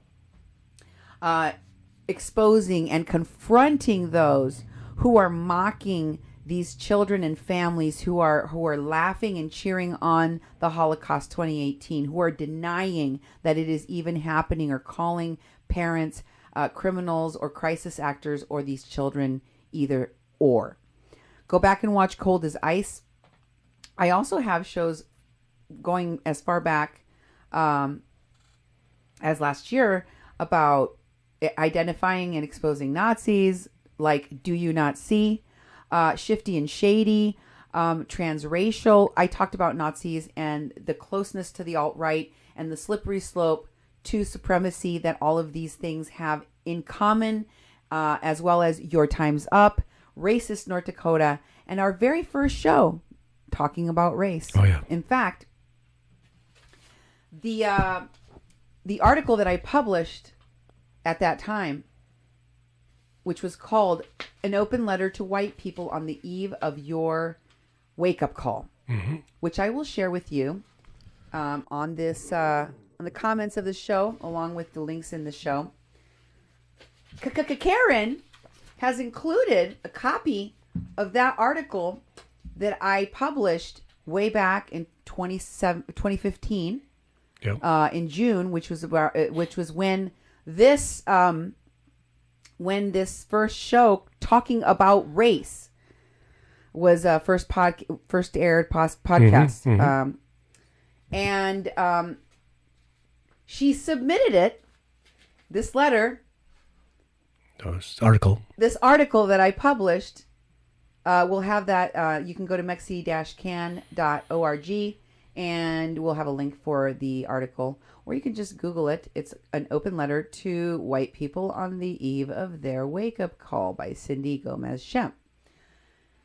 So I published this article many years ago, and as part of her request for a restraining order, after she sent the police to harass me to my house, the Moorhead police twice, the county sheriffs 3 times, right? 4? County sheriff 4. Yeah, 4. Plus, it's not a restraining order; it's a harassment restraining order. It's a harassment restraining order. Yes, it is a harassment restraining order. And this is evidence she included with her request, which has already been denied by the judge. But she requested the opportunity to be heard in front of the judge, and he's going to give it to her, and we will be there to let you know how that goes for her. I wanted to share with you so you can go read it, because she claims that reverse racism, and Karen, that's not a thing. See, this is how racist Karen is. She claims reverse racism when she's called out for being a racist. That's what racists do. That's a racist 101 move, Karen. And so what she did was, in her complaint to the court about me, she is alleging that I am a reverse racist and that I hate all European heritage descending people. And this letter is the evidence of that. Furthermore, she alleges that I, through my radio station and my articles and my programming, am inciting violence against white people. And part of the evidence that she put in here to show that indeed violence is being called for to be done against her by the people that watch my show, she included, and this is true, I cannot make this stuff up, she included some posts by Missy Waddell. I just want to show you that these are really part of the court record here. Can you guys see that? Oh, yeah. Yeah, read it though. I was trying to make it well, it's a post of Missy Waddell's in which she's talking about how this racist Nazi woman, Karen Stensgaard, had posts about some white lady that made friends with a bee. And she was joking and, not ha-ha joking, but she was commenting on the irony of someone that doesn't care about kids in cages and denies that there's even anything happening to them, while celebrating the fascist president that is committing these heinous acts against these children. That she is somehow more empathetic for bees than she is for children. And I said, of course she is. And, or something to that effect. And then Missy said, I hope that a swarm of bees finds her and does her real dirty. And that's, I guess, a call to violence. Bee, what? What was that? Bee cursing? Yep. Can you send a bee curse through a third party? I don't know. That's a real thing, people. This is really going to court and going to cost me a lot of money so that I can defend myself against this kind of crap, this kind of BS at a time where journalists are being threatened. I have been reporting that I have been harassed and threatened, and that my broadcasts have been deterred, that my broadcasts have been stopped, and all of this stuff has been going on for nearly 2 years now. Mm-hmm. And I've been reporting that I've been having these problems, and I've been saying it over and over and over again. And it just seems like this community has just kind of turned a blind eye to it and decided, oh, I'm just going to pretend it's not really being said. It's not really happening. Mm-hmm. Is anybody paying attention to the fact that this is happening? We don't have to sit here and lament what happened way, way over there, all the way in Maryland. It's happening here. It's happening in this town at my house. It's been going on regularly. We've been reporting on it. And now the police are doing it. And the angry people that don't like us confronting what they're doing in the community are sending the police to harass us and threaten us. And they are doing it. Now, as someone that's been reporting all of this stuff, it has been really disturbing for me to have to try to do the work that is so necessary, because as Duke has pointed out, media consolidation and ownership have made it so that out of state and one person basically owns the vast majority of all the media in this area. How do we continue to do our mission work of media justice for marginalized voices, so that they have representation in media, so that queer, transgender folk, people of color, people with disabilities, and the poor have representation and programming for these communities, while we are being intimidated by cops constantly? The last couple of shows that we did, Shame, Shun, Shut Down, Racist Nazis, and the Holocaust 2018, were literally interrupted by cops while we were about to start the show or during the show. Okay? They're trying to disrupt our ability physically and in other ways to do our programming. This is a disruption I don't think I've seen of any other media station, and it's not just crazy vigilantes like the psycho, the white psychopath that the cops obviously did not do enough to restrain before he murdered a whole newsroom. Mm-hmm. It's the cops. The cops are helping these people. And, our content is controversial. I recognize that. I call my show Mexican Crossing Lines, and people even have problems with that. It's uncomfortable in a community which is over 90% white and mostly cisgendered identifying. I get it. Our broadcasts do have and do get threats online, on our call-in line, by phone, in person, at our radio studio, from racists, homophobes, transphobes, vigilantes, and police. And we've had to install cameras around our perimeter in order to document these repeated harassments for the last 2 years. Bigots who object to our messaging have threatened to call the cops on us, and when their threats have failed, they have threatened lawsuits, which up to now have never really materialized into anything. We've encountered numerous threats of lawsuits when in the last year and a half, we have had over 20 visits to our home from vigilantes or cops trying to do us harm, harass us, and threaten us, and threats by phone, including a call with a gunshot. Threats by mercenaries involved in the Dakota Access Pipeline fight, and strangers, plainclothes strangers, who even stalked and followed us to the grocery store. We've had to fear for our safety and take and implement so many new measures in our lives just to run our station, create programming for it, and include the work that we do with the students and the community members that depend on us to give them opportunities. A lot of the people that we give opportunities in this community to, and as interns, are people of color, people that have disabilities, people that are queer and transgender. We do give voice to those marginalized folks. That's what we're here for. That's why it is crucial for our station to be able to be a safe place for all of these folks, as well as for us. Our current campaign to abolish ICE, to identify and hold accountable local racists, which have prompted this court appearance that we have told you about, that we have posted about on 88.1, where Karen Stensgaard has requested and has already been denied by the judge a harassment restraining order, but is now going to be given an opportunity to, in court, explain herself and why she requested this restraining order. Why is she in so much fear and danger from me?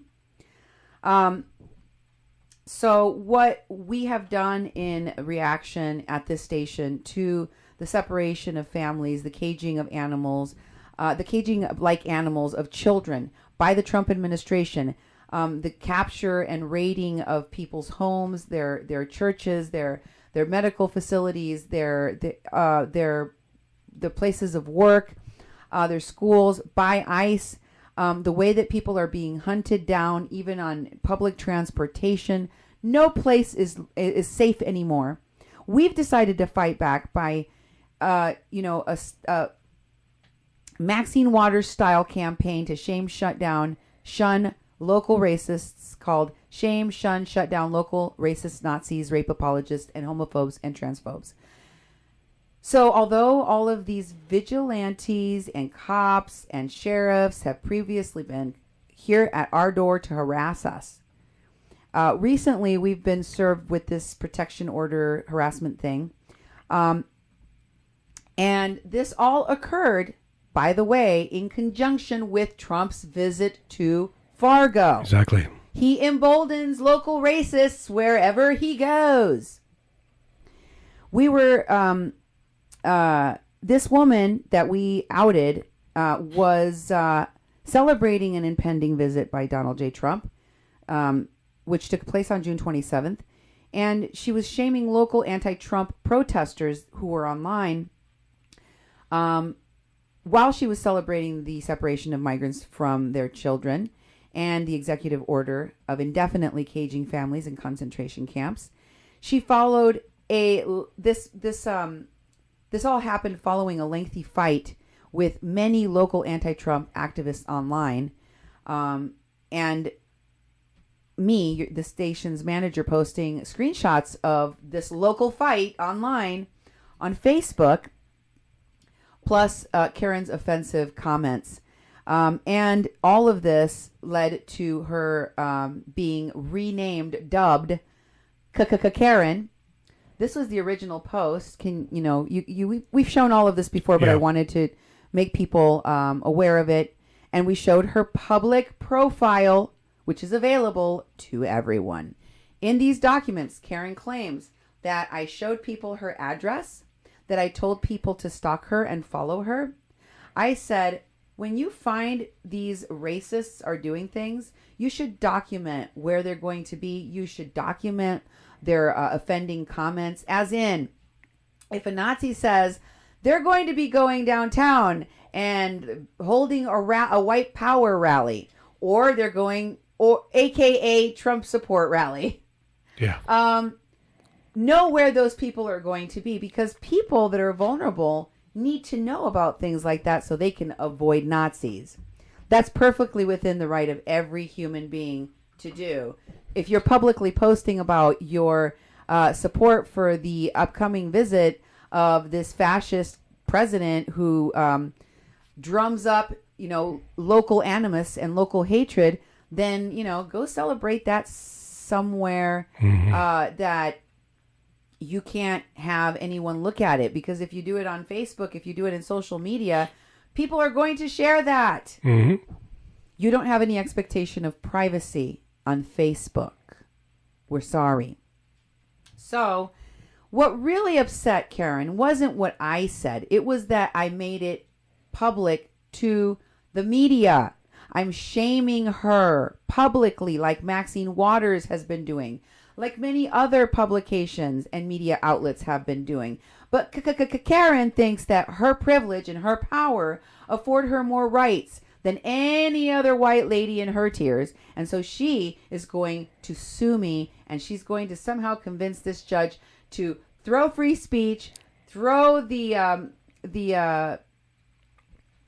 right of the media and the Fourth Amendment, or the Fifth Estate out the window, and allow her to censor us.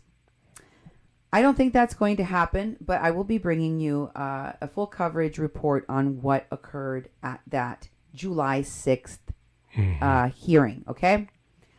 For the time being, I want you to see that I've been, calling out the racist history of all of immigration policy, and anybody that's supporting it, and anyone that's supporting a rapist, pussy grabbing, misogynist, disability shaming, rapist, and friend of a sex trafficking pedo like Jeff Epstein. I mean, I could go on. The man is a dumpster fire. Trump is truly a criminal, a fraud, and a dumpster fire. And the fact that you're celebrating his Hitler-esque-like activities of caging children makes you Hitler-esque adjacent. You are openly supporting someone that you know to be enacting policies of ethnic cleansing. That makes you a Nazi. We can call you what you are. If you don't like it, then stop acting like a Nazi. Here's an article that I wrote about the history of the function of Border Patrol as a function of white supremacy, and why no Mexicans should be part of it. I'm going to reiterate, y'all should not be part of it. If you speak Spanish, if you're Latino, if you're Mexican, if you're Central American, do not help the monsters in the genocide. Don't get paid to lock up families. Don't get paid. Don't make a profit off of this. You are taking blood money and you will go to hell. God is real. God is power. God is all powerful, and God is real, and he is coming for you. You got to believe that. I believe that. I know that. Okay. You need to shame racists and fight against fascism. That is something I have also said. You can see here, this was all prior to Karen losing her mind over what I said. I said this on June 17th. You can see all of these posts because they're public on our radio station Facebook page, so you can go verify this stuff on your own. But let me just show you how I was talking about, racists then. And this is with regard to Tim Weiss in a post that he was saying that he's tired of the trend where white racists' names are kept from the public after they say shiz like, racist stuff. You like Aaron Schlossberg, Barbecue Becky. Do you want to read this about? Yeah. Tim Weiss says, racists? I'm tired of this trend whereby white racist names are kept from the public after shiz like this. Sorry, but if you do this in public, we have the right to know who you are, to expose you online by name, and wreck your life. If you call the cops on black folks over some bull stuff like Barbecue Becky in Oakland or Aaron Schlossberg in New York City, it should be up to internet sleuths to figure out who that was. It should be public. You put your shiz on the street, right? Your right to privacy is gone. Precious. This guy should be exposed forever, unemployable, abandoned by friends and family, wrecked unless he makes full amends to black folks on black folks' terms, whatever those are. That is the bare minimum required for restorative justice. If he won't do that, seriously, screw him. Do you want to explain to people who Tim Weiss is so that people know, if they don't know, Yeah, what he does. And Tim Weiss is an author, and he's written books. He's an anti-racist. Tim Weiss is one of the leading white anti-racists that travels the country and goes to different workshops and speaks to really inspire other white people to kind of get with it, how to become a white ally. And his books are escaping my brain right now, but I've read several of his books. I always thought that he is someone I can learn from, that he actually has been putting the talk and walking the walk. And again, he helps analyze from an anti-racist perspective what's going on, and he talks to white people. And he has his different tools in his toolbox. And like I said, he's an educator and a writer and a supporter, and he's very vocal in social media. He not only does his writing and, does his speaking engagements, but he's really active on social media to get the message out. So he tends to respond, react, and proact to a lot of things going on in this country. And so he gives a good perspective, I think, for other white people to look to learn how to be better anti-racists and better allies to people of color. He also is not getting threatened by the cops, harassed by the cops, and dragged into court. No. To address the exact same thing that Karen claims in here.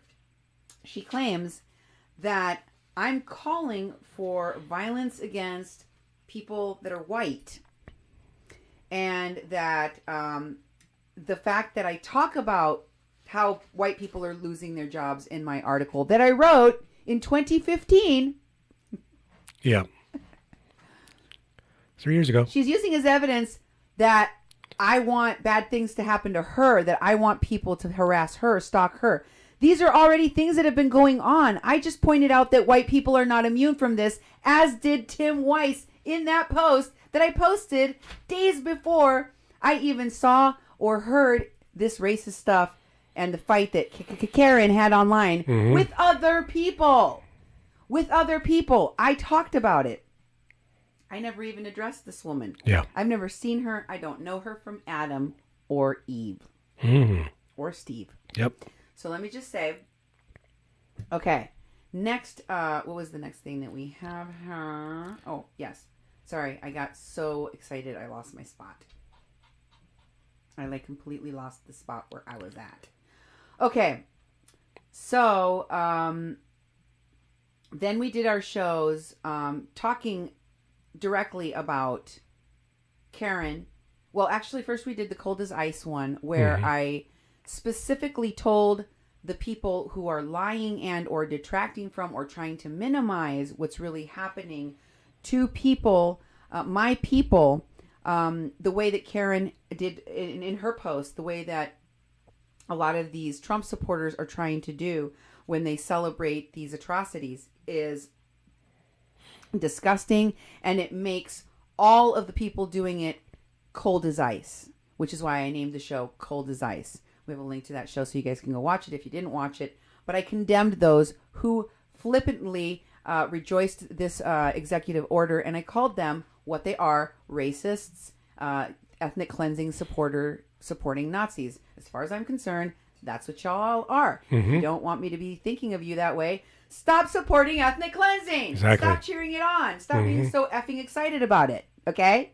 Stop telling me I can't refer to this as a Holocaust when they're literally taking little kids from their mothers and saying, we're going to take them to the showers now. Yeah. Okay, so shut your face about this. I'm not going to hear any more of this derailment nonsense from people who are trying to minimize this horrible Holocaust against these children. Then, of course, there is the Holocaust 2018 show in which we featured the Shame, Shun, Shutdown campaign. We identified Karen in that show. Then we did the Shame, Shun, Shutdown show. And we also, again, talked about Karen in addition to Snowflake Steve, Dwayne and Don, Brent Fletcher, Leslie Dutton, a.k.a. Kidnapper Karen, we named her, and a Nazi named Kynan Dutton. I don't know if you guys were paying attention to that show, but we went through a lot of other people we are shaming that are local and or formerly local to us, Nazis and or racists, and shaming them for what they're saying and or doing to people in our communities, holding them accountable locally, shaming them publicly, as per what everyone else is doing right now. I'm not even the only one doing this. So then we had a separation of families event while we were being harassed by the cops. And the cops came to the event. There was an attorney here. And she's an immigration attorney. There was an immigration attorney sitting right through the window. The sheriff could see her. The county, the sheriff probably knows her. Because she's like, there's a sheriff's deputy at your door. And he got off that step so fast. There's a video of it. You can see for yourselves. It was like, boom, and he was gone. He showed up. How long did that whole thing take from the time he... It took longer to get out of his car and walk up the driveway than it did for him to knock on our door. Here he is. He pretty much walked up. He just there he's looking in the window. It's great. He doesn't even knock, reads a note on the door, says, call our attorney, flips his arm down. But you see him. Leaves. That was he knows the camera's there because he's waving the papers in front of the camera. He's also waving the papers in front of the window. He looks directly into the window and he sees the lawyer. He also saw some other community members, some of them prominent people that the cops would definitely know by looking at them. And I think he didn't really want to serve those papers then. Yeah. I don't think that he wanted I actually was saying right before the people showed up, right before the cops came, I said, I wondered if they tried to show up to try to humiliate me during this separation meeting. But then, I started thinking really intelligently because of the people that I invited to be there, like, would they really dare do that? Yeah. With an attorney sitting here and some other prominent community members, would they go that far? And the answer is nope. Yeah. Not yet, anyway. He was like, nope, he's out. So eventually they did come back, and after a lot of, rigmarole for no particular reason, none of this should have even been happening. These documents were given to us. This bogus claim of her fearing imminent death, or I don't know what she thinks is going to happen to her. She's going to... Do you believe in, spontaneous human combustion? I haven't seen it yet. I don't doubt it exists. I'm not going to doubt it, but I've never seen it. We were having this conversation the other day with a judge. Yeah. And you know what he said? What? He said he believes in spontaneous human combustion. Remember when we were sitting with those two judges and that paralegal at dinner the other night? Yeah. And that's what he said, didn't he? He said, I believe in it. and I was like really amazed because I was like, I believe in it too. Yeah. Yeah. Maybe it's true. Maybe there is bee curses. Maybe Missy Waddell does have the ability to wish a bee swarm upon Karen, or maybe she will spontaneously combust.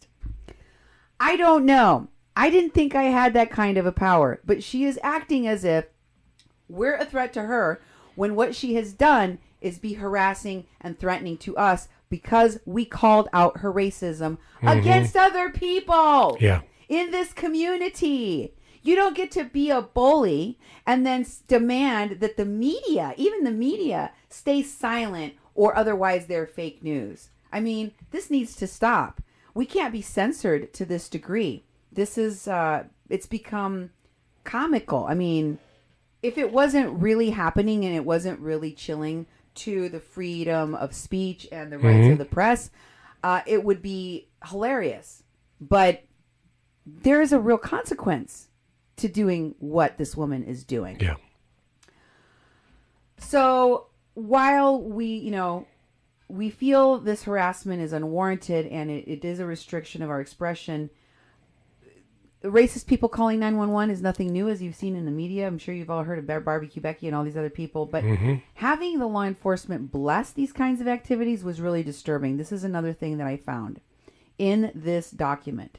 I want to show it to you so you can take a look for yourself that this is what happened in our community. Could you please put up that graphic for me? This one here?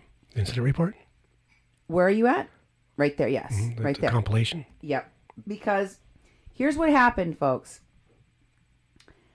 The members of the media, Congress, in comedy, as well as activists, have all been calling for public shaming of hateful, fascist, or genocidal policies in Fargo-Moorhead. And Fargo-Moorhead locals and law enforcement authorities have reacted to our broadcasts with nervous threats over the phone, via email, harassment at our home, from the police, from the sheriff's department, from the firefighters. And all of this has been in part due to other entitled white people who feel that their use of 911 can be used to send state-sanctioned violence to the home of people of color run media to threaten us into silence. That tactic hasn't worked before, and we're not about to allow it to work now. It's not going to work, folks. So I want you to know, I want to reiterate, because I did talk about this before, and I'm going to make the point again. I think it's an important piece that I request from the mayor of Moorhead about the cops coming to my house yielded a conversation with the police chief in which he said to her that he confirmed to her that the matter pertained to Karen Stensgaard, and that they had informed Karen, they meaning police, his officers, had told Karen, quote unquote, no criminal complaint. No report needed to be filed. There was nothing the cops could involve themselves in, because Karen Stensgaard's call was about curtailing my free speech. And I have free speech, and, you know, I'm paraphrasing, okay? But the words free speech, that was part of the conversation they had. Yep. And that no report would issue because I wasn't doing anything illegal. So there was nothing for the police to do. And that the only reason that they'd come here was to let me know about that. Which, of course, I have a hard time believing. I have a very hard time believing they were just here to tell me about the fact that I wasn't doing anything wrong. And when I was able to look at the incident report, the CAD narrative, that came along with these documents, I learned that Karen decided, after she made contact with the police, Officer Van Dyke, as you can see, would you read that part, honey? Officer made contact with Comp via cell phone, who stated she had a political discussion on Facebook with Cindy. No, she didn't. I never talked to her. And eventually blocked her due to her rude comments. Cindy then posted things on her Facebook page for KPPP LP 88.1, calling Karen a Nazi and encouraging others to expose, shame, and shun her. Cindy also posted a picture of Karen's profile picture. Officer attempted contact with Cindy, but was unsuccessful, awaiting callback. Okay, now here's the part that conflicts with what the mayor said that the chief told her the officers did. It says, officer advised Karen to seek an HRO. That stands for Harassment Restraining Order. And that this CFS would be documented in case further harassing actions occur.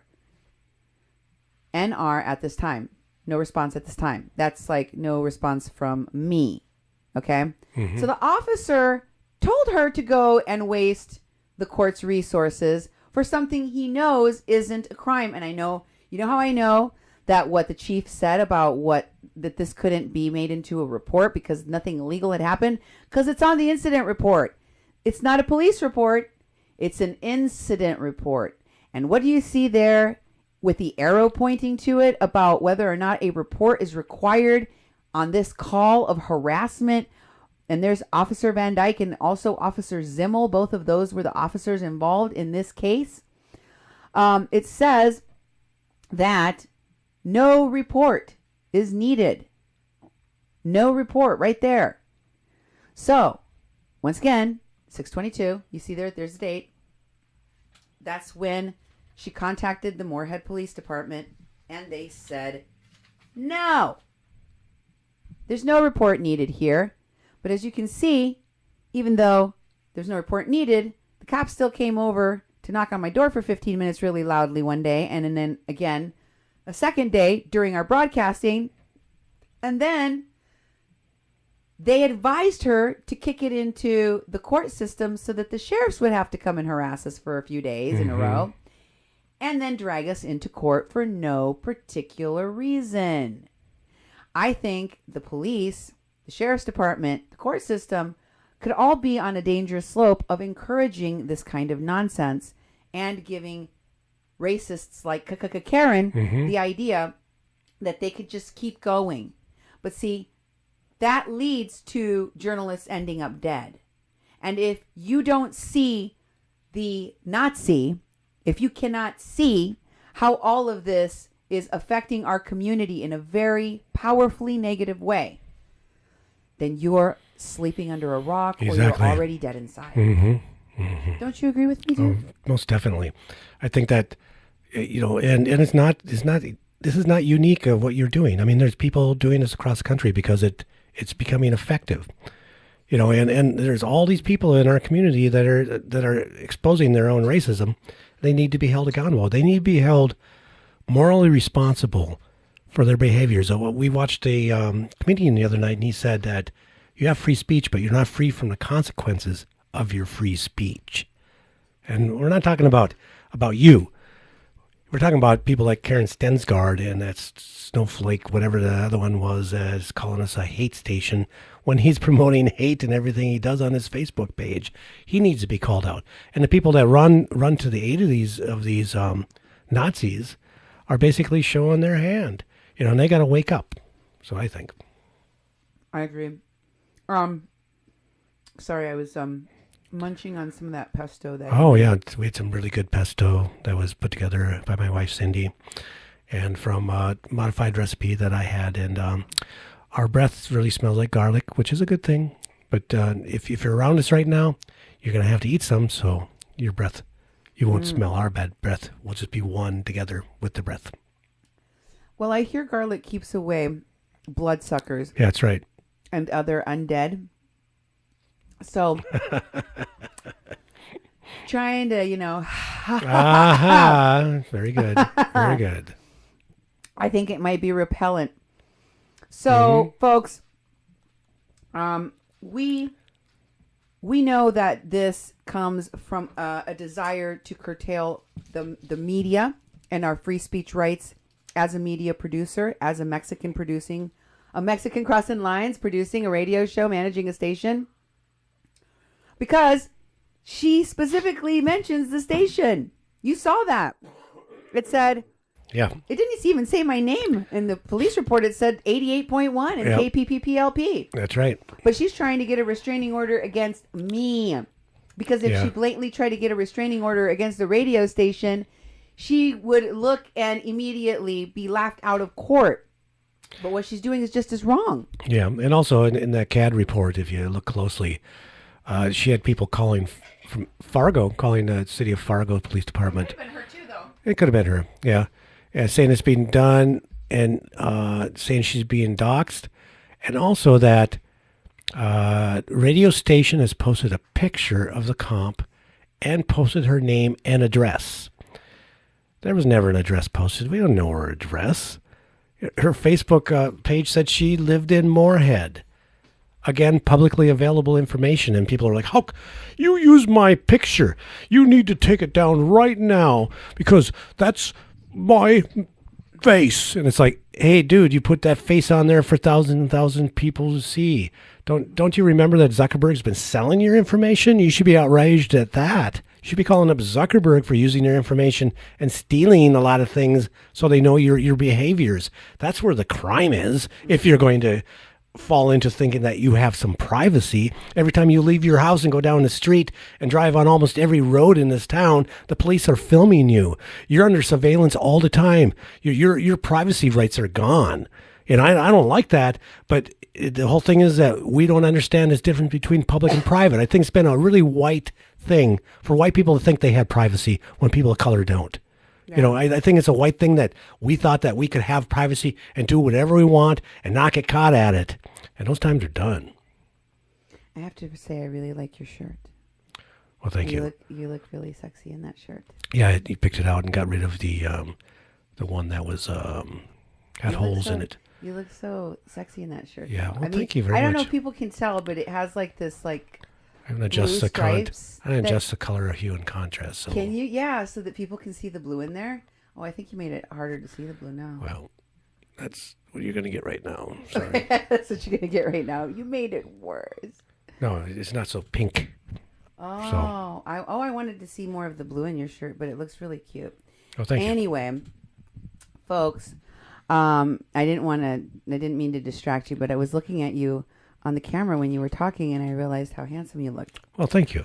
You're welcome. What I wanted to tell you about Karen is that, you know, and what you said is very true about, you know, things that white people don't think about. But I really want people to honor that Nia Mahler quote and think about what they're ignoring right now.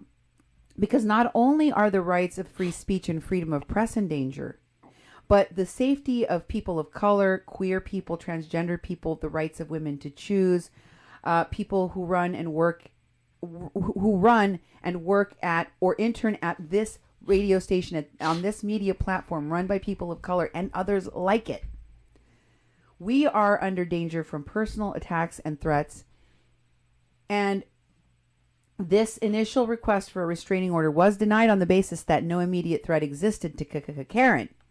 But this judge has scheduled a hearing, and we have had to raise money for assistance to defend ourselves legally from this. And there are other people that have already said to us they have also filed complaints with the police and Facebook. So there will be other attacks. At least one other white male that we exposed for his racism has called the police on our station. So we only anticipate further harassment, both from law enforcement, from vigilantes like Karen, and from others in the public that are adjacent to them and feel the need to protect them. We would like respite. We would like sanctuary from the harassment that we are constantly facing as we continue to struggle to report local news and to do our work. Can you tell people how they can donate to us so that they can help us right now as we're trying to raise money for our legal fund? Yeah, we have on our website, we have a donation link. It's at kpppfm.com/donate. And at the top of the donation page, you'll see a note that says tax deductible donation for legal defense fund for KPPP LP Fargo Moorhead. And you can click on the link, and the link takes you to a PayPal link or a credit card link. And these are all tax deductible donations, folks. You know, because we are a legitimate nonprofit, and so any donation you make to this will be tax deductible.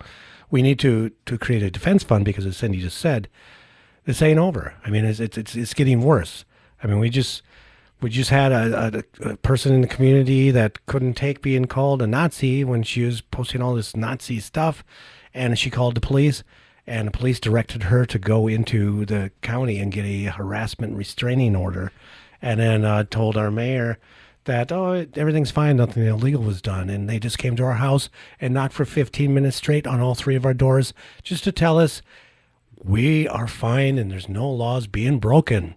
You know, so if I get the cops here every day telling us we're not breaking a law, it's going to make me really nervous to have them knocking on my doors, you know, all 3 doors for 15 minutes every day. You know, that's unacceptable. And so we're going to have more of this sort of stuff. So I anticipate we're going to have more coming our way, more people are going to try to shut us down, and we're just exposing the truth. So if you could donate, go to kpppfm.com/donate, and right at the top, like I said, it has this little description that says we're collecting money for a legal defense fund. Make a donation. We'll send you a tax receipt, and we'll keep you informed of what's going on for sure. And look, if you guys don't support and keep these safe spaces available to report, to help create media justice, to get people out of jail, to expose corruption, as things get worse, and believe me, they're getting worse, then there won't be anyone around to help you, just like the Niemöller quote says, when they come for you. I wanted to show you briefly some of the posts that people were criticizing Karen for. Here's her original racist post admonishing the people protesting Trump. She said, "To all my friends who think it's cool to boycott the Fargo Trump rally by holding 2 seats, you're helping Mexican drug cartels and the human trafficking of children by said cartels to the power elite in this country. Do you all understand what that really means? MS-13, children as commodity. Everything I have seen POTUS do in action supports the future of humanity." Wow. That kind of evil rhetoric, disgusting spewing of lies about Mexican parents as criminals and children as being trafficked by their parents, when it is this administration ripping them from their parents, is disgusting. Mm-hmm. It is a mockery. It is just what Frederick Douglass said. You're mocking the suffering. Yeah. And you're asking us to celebrate the 4th of July. You're asking us to celebrate America, to be patriots, to rah, sis, boom, bah, the USA. No, because it's more like the KKK. And I'm not here for that. I'm not here for that. Here is more of her comments. This is before. This one in particular. Let me go ahead and put that one up. This one is from Janessa, the woman that was fighting with her in the post I'm about to show you, after she found out that Karen had called the police and sent them to our home. Mm-hmm. She sent this to Karen, and she sent me a screenshot. She said, "I wanted you to know that I've unfriended Karen, and I sent this to her, and I've asked all my friends to unfriend her, and I'm posting about this publicly. I can't believe that she's doing this to your radio station for reporting on this." And this is what she told Karen. She said, "I can't believe you. Did you or one of your friends call the cops on Cindy? State-sanctioned violence, Karen. I'm ashamed I was ever your friend." Wow. And she then also posted more stuff. And here's one of her other posts. This is Karen, Janessa speaking to Karen. I've showed a lot of these in the past, but I wanted to remind folks that here, Janessa is talking to Karen, and Karen is being told by Janessa that Trump bowed to public pressure over his racist policy that Sessions enacted, and now he wants to hold people indefinitely. She's telling her, you're full of crap. You're lying about these situations. You're lying. Your post is a lie, and it's hurtful. And I'm a Mexican, and she does this. She says, "Don't forget, Karen, I'm a Mexican and first generations, and you don't get to point to me and say, well, you're okay." I don't want to rehash all of the stuff that I've shown you before. I just wanted to show it to you again. People have said I have not produced any of this stuff. Mm-hmm. Some of them, all of them, the people that are saying that I have not shown any evidence of her being vile or hateful or supporting the policies that are keeping families apart or hurting children, is not true. I have on many occasions, and I'm not going to rehash them all on the show. Yep. I'm just going to show them to you again kind of quickly. You can go to the next one so that you can see I have over and over and over provided the evidence of her being called out by other people and told that she's a racist. Mm-hmm. Here, Karen, she tells her, "Sorry, Karen, but your ideologies aligning with a racist make you racist. I won't back down from that. If me calling you out for supporting a racist president is that hurtful, you should try being a Mexican for one day. Yeah, really. Yeah, Karen. After you call the cops on us. Yeah. And then she says here, I refuse to be guilt-tripped into feeling bad that racists are sensitive about being called racist. Yeah. She's not just sensitive. She will use state-sanctioned violence on you if you don't stop. And then the next one here, she tells her you're supporting a known racist and a bigot. If you align with racists, that makes you at the very least racist adjacent. It makes you a racist. Yeah. And here are more of the, pushback that, she's having, not just with Karen, but with some of Karen's Nazi sympathizer friends. Here is what Kirsten T. said to Karen. Oh, that's Kirsten Berg Realt said, "Oh, Karen." She also expressed disappointment for her. Here's what Kirsten T. said. I've already showed all of these previously. In this one, this woman, Kirsten T., tells her that it's ridiculous to post expletive like this and then tell people not to discuss it, not to be discussed with her. We are all at the point where people who support this garbage are now nothing more than horrible people. She's calling Karen a horrible person. And then she says, I'm ashamed to have kept you on my friends list, not knowing you're actually a white supremacist. She called her a Nazi. Yeah. You support a sex offender president. You support someone who would grab your kids' genitals without consent. You've no empathy or compassion for children or parents who are legally seeking asylum. That's right. People who have legally come here following the asylum laws and are having their children stolen from them.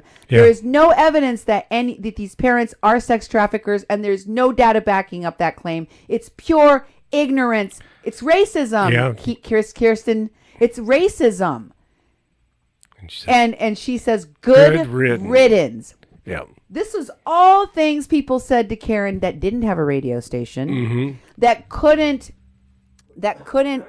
publicly shame her in the way that I did on the behalf of all of these people who told her she was a Nazi and that she was a racist and that she was compassionless and soulless before we posted about it and their fight. She claims in the police report she fought with me. I never even addressed this woman. She's angry that I have a radio station that can shame her for her actions. But Facebook ain't private, lady. Yep. So then, here is a threat from... Oh, then I got a threat from Karen. I'm going to skip over my comments to Janessa and Kip because I've shown those before on previous shows. I wanted to show how other people, when they found out about her comments, how they talked about her. These are posts by Janessa calling Karen a Nazi. Here we go.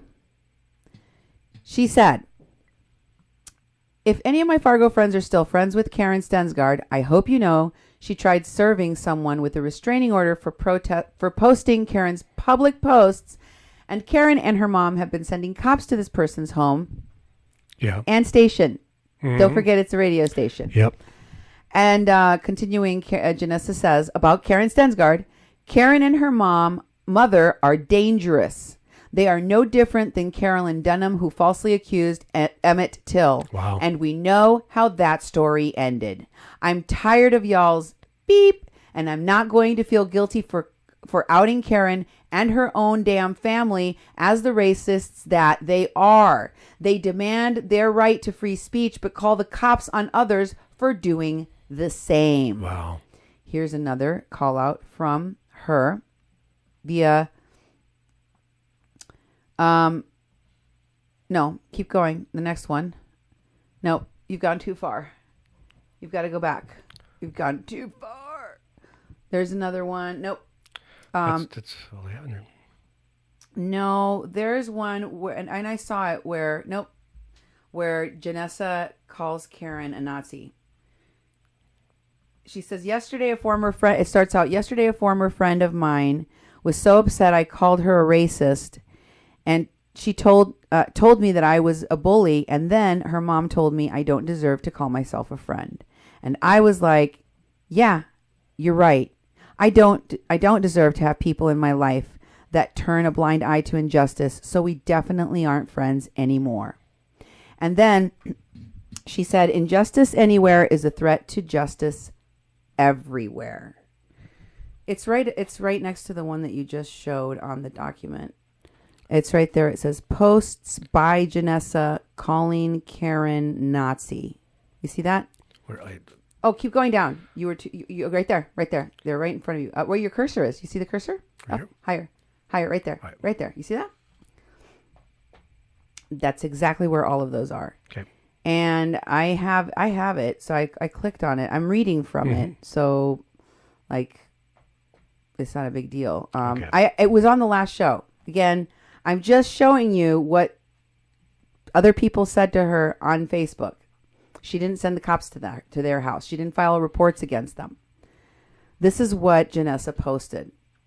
She said, she got so upset. I called her a racist. She told me I was a bully. Her mother told me I don't deserve to call myself their friends. We aren't friends anymore. Then she said, injustice anywhere is a threat to justice everywhere. I will live and die by that motto, and I'll be damned before I let people in my life try to tell me I'm divisive and I'm a problem when systemic racism and abuse of power are the real problems. I also refuse to be nice. Y'all racist, ashy butts are out here literally killing us. So if I want to tell Karen, the Nazi, that she's a Nazi, I have every damn right to do it. So F you, Karen. F you and your righteous, right-wing, hippie, anti-vax BS. F you for allowing your friends to call police on people who call you out. And F your mom, too. Chinga tu madre. That's what Janessa, a Mexican, basically said to Karen. Which is, if you know Mexicans, you know that's basically the worst thing you can say coming from a Mexican. Mm-hmm. So, and then there was a post by, Janessa outing her call to the cops. That's the one where she told her that, you call the cops out. I can't believe you. Mm-hmm. Okay. So now let me share with you that Karen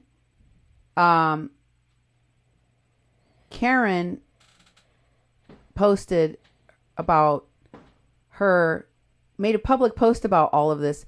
She is asking for a restraining order because she feels I'm calling negative attention toward her when I'm only simply exposing her racism. And she then is making public posts about this. Which is it? You want private? Really? You don't want people to talk to you about it, or you want to talk about it? Which is it? Can you read this one, honey? Yes. Mm-hmm. I have to. Yeah, it's a lot of that. Get this spread out a little bit so I can see it. Okay. Yes, because it's pretty small. That's better. All right. This is June 26th, a statement against racism and violence, written by Karen Stensgaard on 6/26/2018.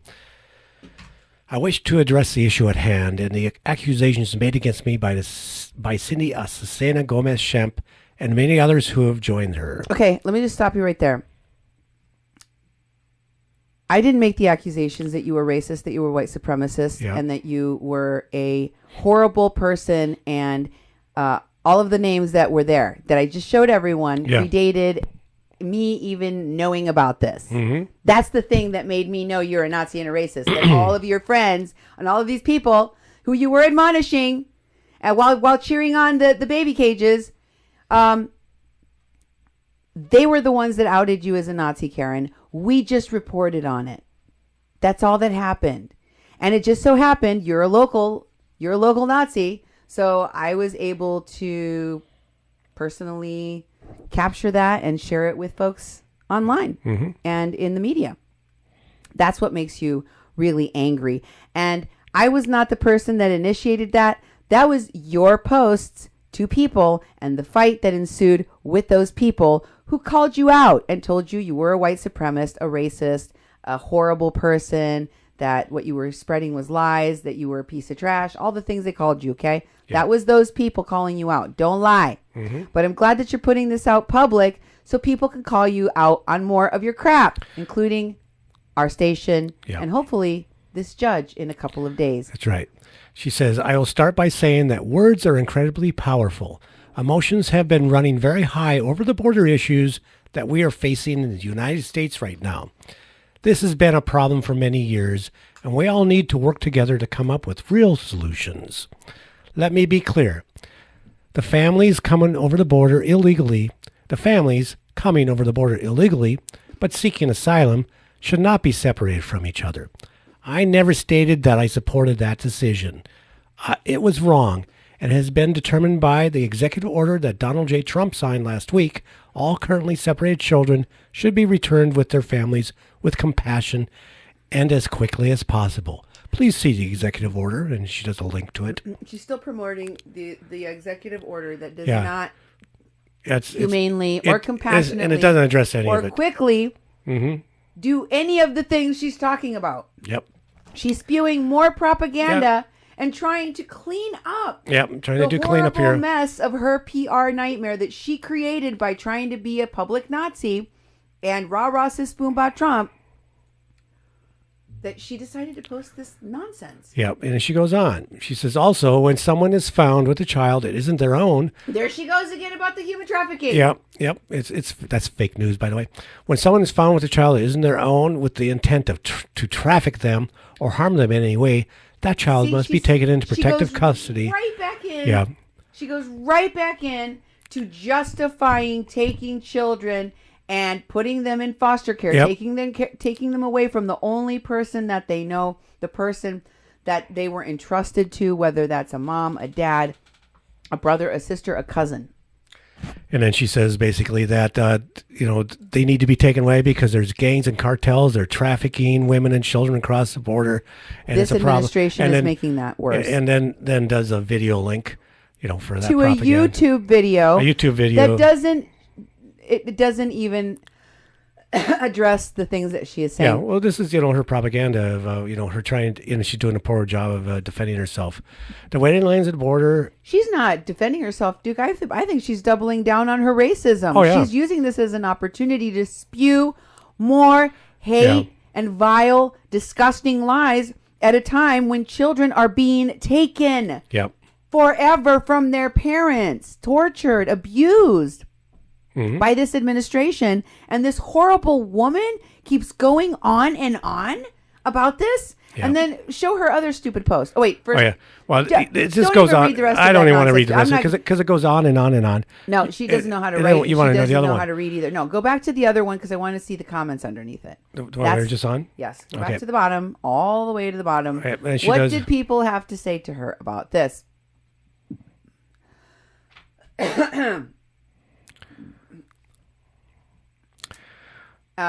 Victoria says, sharing beautiful peace, Karen. Yeah, thanks for all you do. Tran Larson says, what is it that Karen has done exactly aside from being a typical Becky? Barbecue Becky. This is typical there, but yeah, I know. Victoria Trinity says, Tram Larson, you are on her friends list. You read her material. You know the answer. And he says, LOL, I'm actually not in her quote unquote material. You mean posts? Her posts? She's not a journalist. She's not a journalist. My God. She's more of a journalist than anyone on CNN, MSNBC, etc. Okay, pay close attention to this because Victoria is her aunt. Yeah. Victoria is related to her. Yeah. And she says this is how indoctrinated and crazy these people are. Remember, we started off talking about the media. We started talking about the shootings and the killing of the media, the disruption of the media, and that's exactly what these lunatics and extremists in the Trump camp are trying to do. And let me tell you, one of their ways of doing this is by, discrediting the value of the media. This racist woman thinks that she is the media, that she has more credibility than the media. And others of her friends say the same thing. Just watch. The Mexican Crossing Line that's been doing media work for over 10 years has been published, has been has co-authored a book. I have no value. I've been doing anti-racism training. I've been doing activism. I've been doing legal work. I have no credibility. But Karen has more credibility than I do about immigration. Yeah. Karen, she knows more about all of this, and she's more of a journalist than anyone on MSNBC or CNN or any. That's what this indoctrination does to these crazy people. This is what they believe. Let's go to. Are we having problemos? Nope, it's back. Are we? Yep. Okay. So let me show you. Go back to that post so that you can finish reading that. You took it down before we could read it. Yeah, and switch back and forth. That's cool. Can you read the rest of what Victory Trinity says? She says, more of a journalist than anyone on CNN, MSNBC, etc. What is your purpose here other than to poke and offer up sarcasm? Seriously, go away. Blocking you. And then what does Maria Emanuel say? Maria says, people who are in support of our current... She quotes from Karen's article. Yep, she says, people who are in support of our current president of the U.S. cannot be labeled as a Nazi whom wishes to ethnically cleanse a race simply because they support him. That is a violent accusation to make against someone. And it is dangerous, including violence against someone who doesn't share your opinion. It is illegal, it's dangerous, and is wrong. We all have to work together to create solutions that work moving forward. We have to face this together. That's the quote. That was a from quote. Karen's I see. article. Sorry about that. This is what Maria wants to address. And she says, in response to Maria's BS post, that quote of the BS post, she said, this particular lie really stands out to me. So she's calling Karen a liar. All right. And she said, because it's really very simple. Either you support him wholeheartedly, or you are and have been in complete disgust of the poop show and mockery that has become the office and title of POTUS. Twitler, instead of Hitler, Twitler has gone after and attacked people based on race, sexuality, national origin, financial class, abilities. Really, you name it, and I'll provide a link showing you where he's done it. There is no cherry picking your support. You can no longer bury your head in the sand, ignore the politics around you. Quite simply put, if you are neutral in situations of injustice, you have chosen the side of the oppressor. And then Victoria comes in and says to Karen, ostensibly, it's time to remove some of your friends. You need support, not more BS. So silence anybody that tells you that you're a racist. And then Tran Larson says, I'm pretty sure she has the support of the alt-right and neo-Nazis on her side. So there they're calling her neo-Nazi adjacent. Yeah. So and then Rosemary Robb says, nice attempt at backpedaling. Every time someone who spews racial slurs and bigotry always tries to make it take it back. Karen's just another Roseanne Barr. They're sorry when they get caught. Typical. Yes, this is her Roseanne Barr attempt at not even apologizing, I know, but justifying herself. And I think you're behavior. I think you're totally right when you said that doubling down. She's going to double down on what she's already said, because she did that post, and and supposedly addressing you, and really never addressed anything that you said. And then the people that are actually responding are still, some are the supporters. And some are the people who are being very critical of her, and they're basically hanging with all the posts. I can only see the stuff on her page. I'm not a friend with her, but for some reason I can see these public posts on her page. So once again, this is public information. These are public things that are being put on her page. I'm not even a friend with her. Sydney's been blocked. Sydney can't even see her page. So I've looked at the page and got the screenshots because they're available to me. And again, I'm not a friend. So it's totally public information that pretty much anyone can see if they have a Facebook account. Yes. Now, let me show you what this type of destructive hate does. What this kind of nonsense put out by these racist Trump supporters and Nazi sympathizers like Karen, what it leads to. Here's a post by some of her friends on our Facebook page. Wayne and Weiser are their last names. Okay, let me find that. Wayne and Weiser. Wayne Weiser, there we go.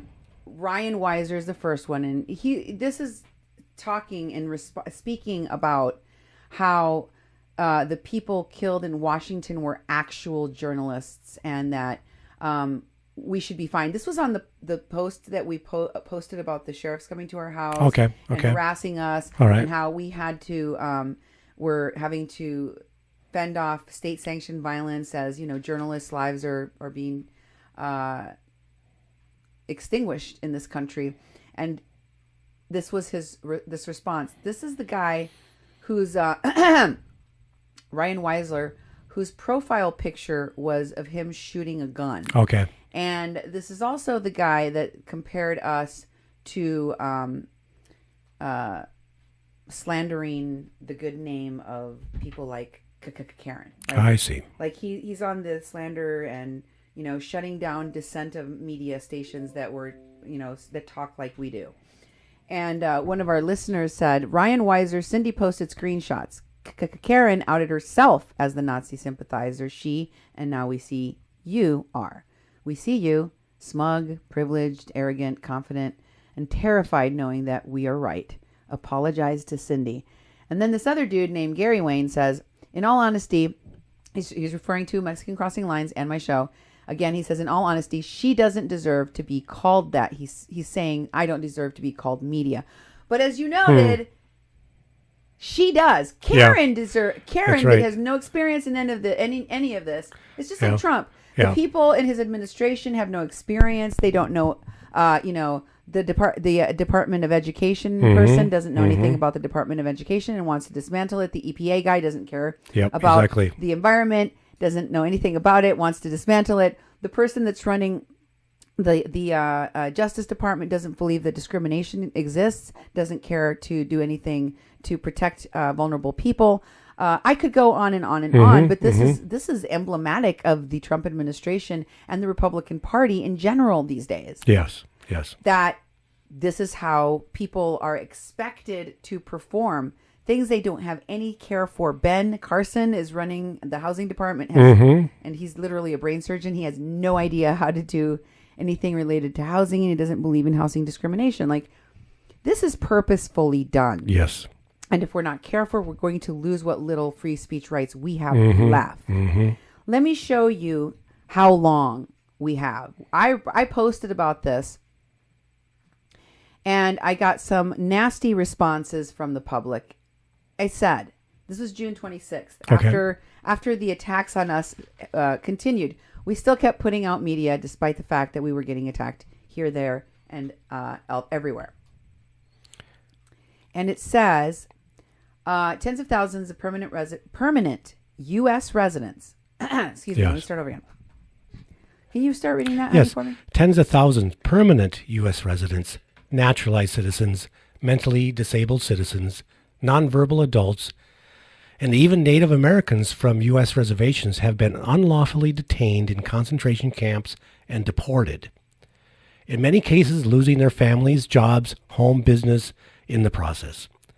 Mexicans have been telling you about this since Operation Wetback, but you don't listen because they didn't take your kids, your wife, or your home. It's been happening for a long time, and now it's open season on anyone with brown or black skin in America, where conservative do heinous shiz and progressive do nothing to stop them. Where conservatives do heinous things and progressives Do nothing to stop them. Okay, that's a good way to edit it. If we are to believe in this country's humanity, we'll need to see its people responding humanely to this man-made crisis of kicking off Holocaust 2018. How long before they come for your elder, your transgender or queer kid, your disabled mom? Yeah.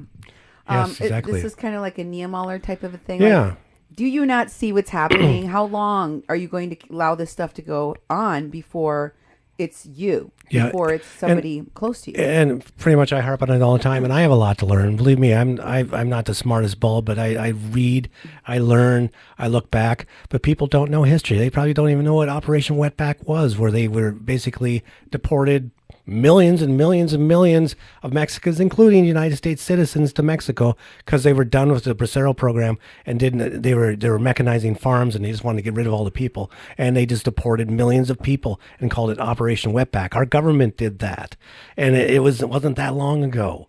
And so, this history being repeated, and we don't even know the history in the first place to be able to go, oh, that's happened before. That shouldn't be happening now. I know. And we also, we hide, we literally hide the effects of this hatred in our community and pretend that everyone that's spewing it and all of the negative effects that come out of it are hidden, covered up, and not talked about. So I'm going to share with you a comment post by one of the people that went to the protest, the Trump counter protest at the event here in Fargo. None of this was reported in the news, so we're going to report it here on KPPP-LP because since the mainstream media is really just glad-handing President Trump, we're going to share with you what happened behind the scenes to people that dared to go and stand up to this monster in our town. This is Emily Meester's post, and I can read, sweetie. I would really appreciate it. Emily Meester. For those of you who truly believe Trump is just a man who says bad things, but you agree with his policies, I went to the protest tonight and wanted to share a few things we experienced. At the beginning, it wasn't too bad. Just a couple of go-homes and shut-ups and FUs, etc. People were irritated by the protesters loudly voicing their beliefs, which is okay, fine, whatever. Your idol doesn't support anyone who isn't a white male and who does horrible things, but okay. It was after the rally when people had seen him and were emboldened by him and people like him. This was what actually made me feel fear. The bone-chilling how humans are like this. Sick to your stomach feeling. There are a few things we experienced. A man hanging his exposed butt out the window as his friends drove by. People turning their cars in ways to cover us with exhaust fumes. Even one guy covered us in black smoke soot. Literally countless FUs, so many. We were called rapists. We were told we deserved to be raped. We were told to go back to our own countries. We were told that we were damned to hell. We were purposely misgendered. Wow, I'm so offended you called me a man. What? A man threw bullets out his window at us as he drove away in a cowardly veiled threat. Probably the most horrific, a man in Trump gear telling us that when women are raped and don't come forward, they are responsible for every rape that their rapist commits after them. He said he would shame us. So you basically described there were threats of sexual assault.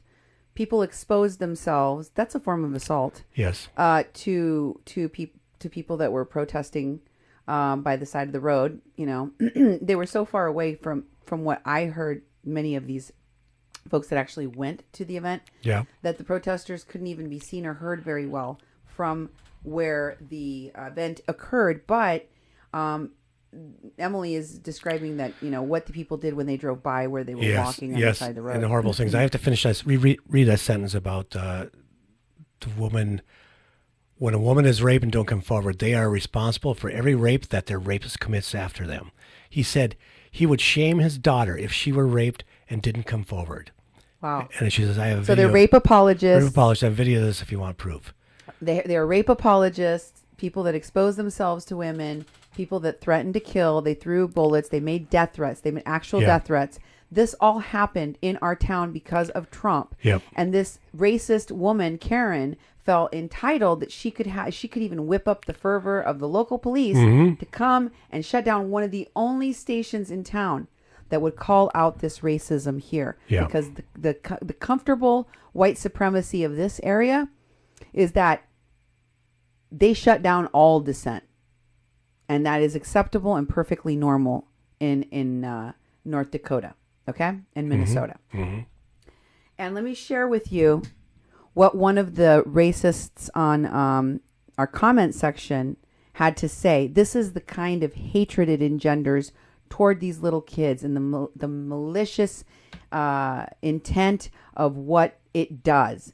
This is a guy named W.A. Barnes, which you can barely see because when we remove a post and block or ban a user for their offensive language, it makes it like look like disappear. It hides it. It's called hiding. Yeah. It hides the comment. And you can see their name is black because they've been banned. So they can no longer post any more, hatred and lies. But this is with regard to me saying that permanent residents have been removed in the past and they've done it to U.S. citizens and all that. And he says, that's a lie about permanent residents. If you're a drug dealer or commit a heinous crime, you can get deported. So stop telling tales about permanent residents in camps. Wow, this guy's living under They illusion. don't know anything. They don't know squat. No. And they don't want to know. No. They don't want to be educated. They don't want to pay attention to know. They just want to say evil things like that. This is another guy we removed. Yeah. And this really, really disturbed me. He said, what families are being separated in Fargo? Oh. And I said, seriously, Matt, you've been watching the news. You've seen they won't even let reporters take pictures of these detention facilities and the families inside. These detention facilities are actually destroying records, and this administration is lying about what they're doing. But you just want people to hand you a civilian without a jurisprudence doctorate the personal information of local undocumented people who are in this situation.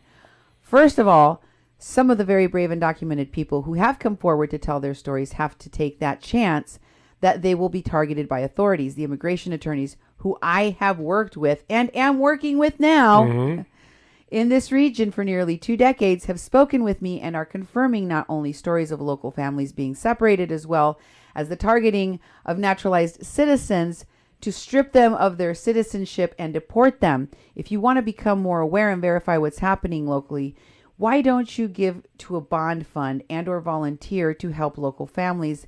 Then again, it doesn't sound like you want to garner local help and or may have other reasons for your bias. I'm like, are you just a racist that hates little children that are brown? Is that what it is?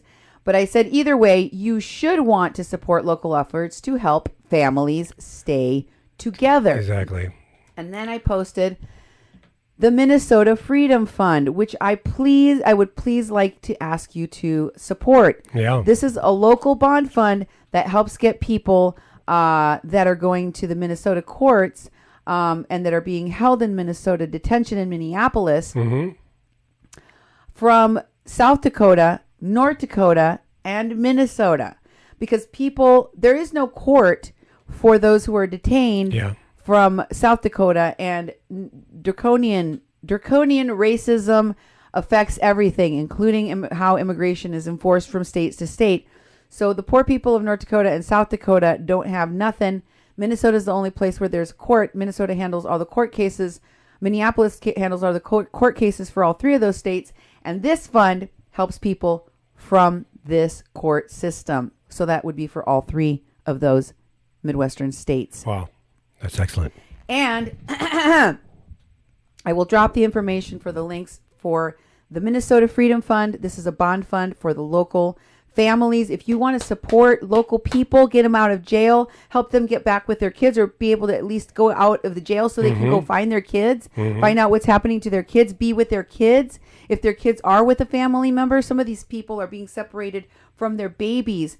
This is what I said to the lawyer today, after she sent me the information on the Minnesota Bond Fund, and we've been doing local PSAs to help the local families that need support, and we've been doing some organizing work that the cops tried to interrupt to try to find places and people that can be local resources for people in this area, because they don't have any local resources. We don't have millions and millions of Mexican people here, like they do in California and Texas, where they have a lot of nonprofits and organizations that help the undocumented. We don't have anything like that. And what little we did have has recently been stripped away by racist people in these communities. And the lack of funding for people of color run, people of color led organizations. So, I said to this attorney, we really need to do a show soon with you so we can explain what the situations are locally, and you can talk about them as much as you feel comfortable. I said, I've actually got folks saying that there is no local people needing this support because there's no local families being separated. They think families are only separated on entry. And then she told me the story about a person that is awaiting transfer in Grand Forks right now that has 3 children, the youngest of which is a 5-month-old breastfeeding baby. So Yeah. I want you to put up what Matt Sullivan said. Matt Sullivan said, so you have no proof of families being separated in Fargo at all. Even though I said, how can you demand that we give you some name of somebody specific or something?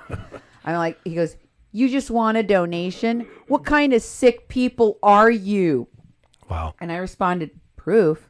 Oh, you need proof because it's like a figment of our imagination. It's not really happening everywhere. It's something we made up to profit off of. You're the sicko. Diminishing a human crisis and pretending it isn't real to keep people from helping migrant children and separated families. Next year, you'll say these are crisis actors. What don't you understand about confidentiality of vulnerable people? Are you really this obtuse? Nah.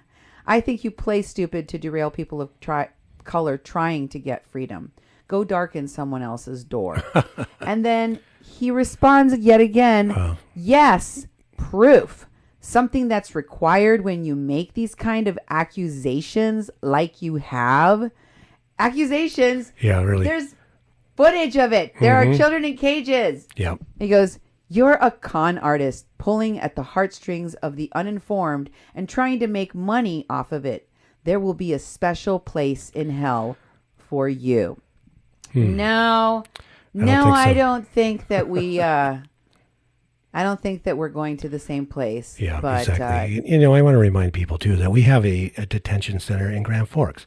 I don't know what other ones there are close to us, but I know that one because Cindy's actually been there, helped do some translating. And in Bloomington? And I know there's one in Bloomington, but these are springing up everywhere. And there's one in our community. There's people being taken to this detention center right here in the state of North Dakota. So you have to care about that. And you really got to start caring and become informed of what's going on.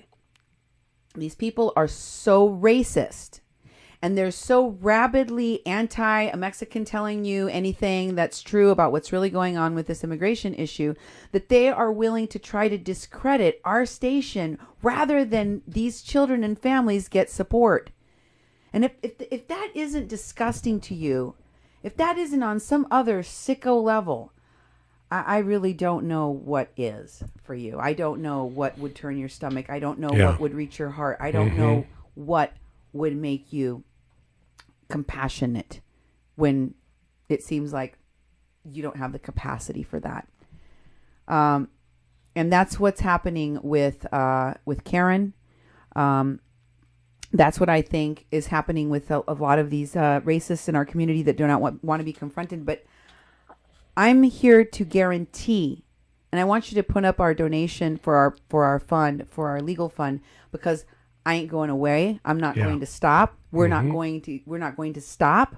We're going to keep fighting. We're going to go to court on July 6th. Yep. And we're going to report back to you what happened. We anticipate more of this, so please donate to support our station's work and our legal defense fund. Tell them how, Duke. That's right. Go to KPPP FM, Fargo Moorhead. I don't even know where I am anymore. Just go to our website at kpppfm.com/donate. And on the top of the donation page, there's a link that says tax deductible donation for legal defense fund for KPPP Fargo Moorhead. And when you click on that link, you'll get a PayPal page will pop up and also a credit card page. And you can make a tax deductible donation so we can defend ourselves in court and also make the filings we need to do to protect ourselves, protect our free speech and get these people off our backs and also pave the way for more safety for people of color in this community. We'd really appreciate your support. And, you know, we take those risks. We've painted that target on ourselves so that we can tell the stories of people of color and marginalized voices that no one else is willing to share here in the Fargo-Moorhead region, in Minnesota and North Dakota, for people of color, for queer people, for transgender people, for a lot of voices that are normally kept erased or silent or oppressed. Mm-hmm. So we ask for you to support that. And also, don't forget to support this local bond fund. Bonds can be up to $7,000 or $8,000 to $10,000 in some cases for individuals. So, you know, the number of people right now that you need to know, this guy doesn't think that there's any way of formally showing what's really going on. But I'm going to share with you a link. It's called How You Can Track Immigration. It's called Track Immigration. And I want you to show this graphic that I got off of this website. You can go there yourself and check. The nearest court to us is Bloomington. Okay. And as you can see, there are currently 821 people awaiting trial. So there's over 800 people in detention. There's over 800 people currently being held. This is confirmed by the attorney that I talked to today. So if you want to see by state and what state courts you have to go to if you're in a state that doesn't have a federal court for these kinds of hearings, you can go track all of this stuff on your own. Check out the statistics. This, by the way, is only for year-to-date fiscal year 2018. You can go back and check what it was the year before and the year before and the year before. You can break out the statistics by race and ethnicity, state, and there's a lot of other factors. You can look at all these different statistics and pie charts. It's really a great a resource where you can find what's really going on in a much deeper way, and that way people can't tell you what's what. Well, let me tell you something about what this data says, okay? Findings are based upon a detailed analysis of the millions of records covering each deportation proceeding hearing initiated by the Department of Homeland Security and its processor agency, the Immigration and Naturalization Service, in the immigration courts. These individual case records were obtained through requests made by the Transactional Record Access Clearinghouse TRAC under the Freedom of Information Act to the Executive Office for Immigration Review, EOIR, a unit within the Department of Justice in which these administrative courts are housed. These courts were established by Congress to conduct deportation proceedings and decide, quote, whether foreign-born individuals who are charged by the Department of Homeland Security, DHS, with violating immigration laws should be ordered removed from the United States, close quote. Legal terminology has changed over time when referring to deportation, and the terms deportation and removal are used in a generic sense, whether legally labeled as removal, deportation, or expulsion based upon inadmissibility grounds. Based upon inadmissibility grounds. Are you paying attention? This is important. This is important. Pay attention. Because this is, you know, when they're like, if they come here and break a law, if it's illegal, blah, blah, blah. Yeah. Listen, this is why you got to listen and learn. To initiate a removal proceeding, do you hear what I said? Yep. To initiate a removal proceeding, the Immigration and Customs Enforcement, ICE, files a charging document called a notice to appear in any one of these immigration courts. This charging document orders the individual to appear before an immigration judge and provide notice of the specific immigration violations ICE alleges supports its request for the deportation order. Know that ICE has falsely accused people of allegations which were proven false and maliciously made to target people of color for deportation. Repeatedly. So these labels mean nothing, is what I'm telling you. Yeah. But this is what these are the labels upon which they can deny you the ability to stay here for completely fabricated and bogus reasons, which in the pie chart can mean accusations of terrorism, or it just says terrorism. Wow. But here it explains some of these things and what they mean when they're in the pie chart. Okay? Sorry, I get excited about statistics. So it says that an individual can be charged with more than one immigration violation. Okay? This would be like a misdemeanor, trespassing charge and something like a public disorder or something, Okay. Okay. You could get charged with a couple of these different kinds of things, trespass. Yeah. So what's counted? This is for the statistics for these stats, which you are going to be looking at on this website that I gave you access to, that my son will be putting in the links of the show, that Nemo's putting in the track thing that's in the links, track immigration. Says deportation proceedings. Counts, those are charges, like the different counts, different counts are based upon each new government's filing that begins a deportation proceeding. And dates are based upon the initial filing date. Okay? To eliminate double counting, subsequent court proceedings based upon the same charging document are excluded. Thus, these counts differ from those for new proceedings received, since the immigration courts frequently open a new numbered proceeding when a case is transferred or a venue is changed or a case is remanded back to the court following an appeal, or a proceeding is reopened at the request of either party. Also, only deportation proceedings are included, i.e. those in which DHS files a notice to appear. Deportation outcomes. It says courts are based upon each case an immigration court completes and the date of the judge's decision on it or administrative closure. Again, actions that close immigration court.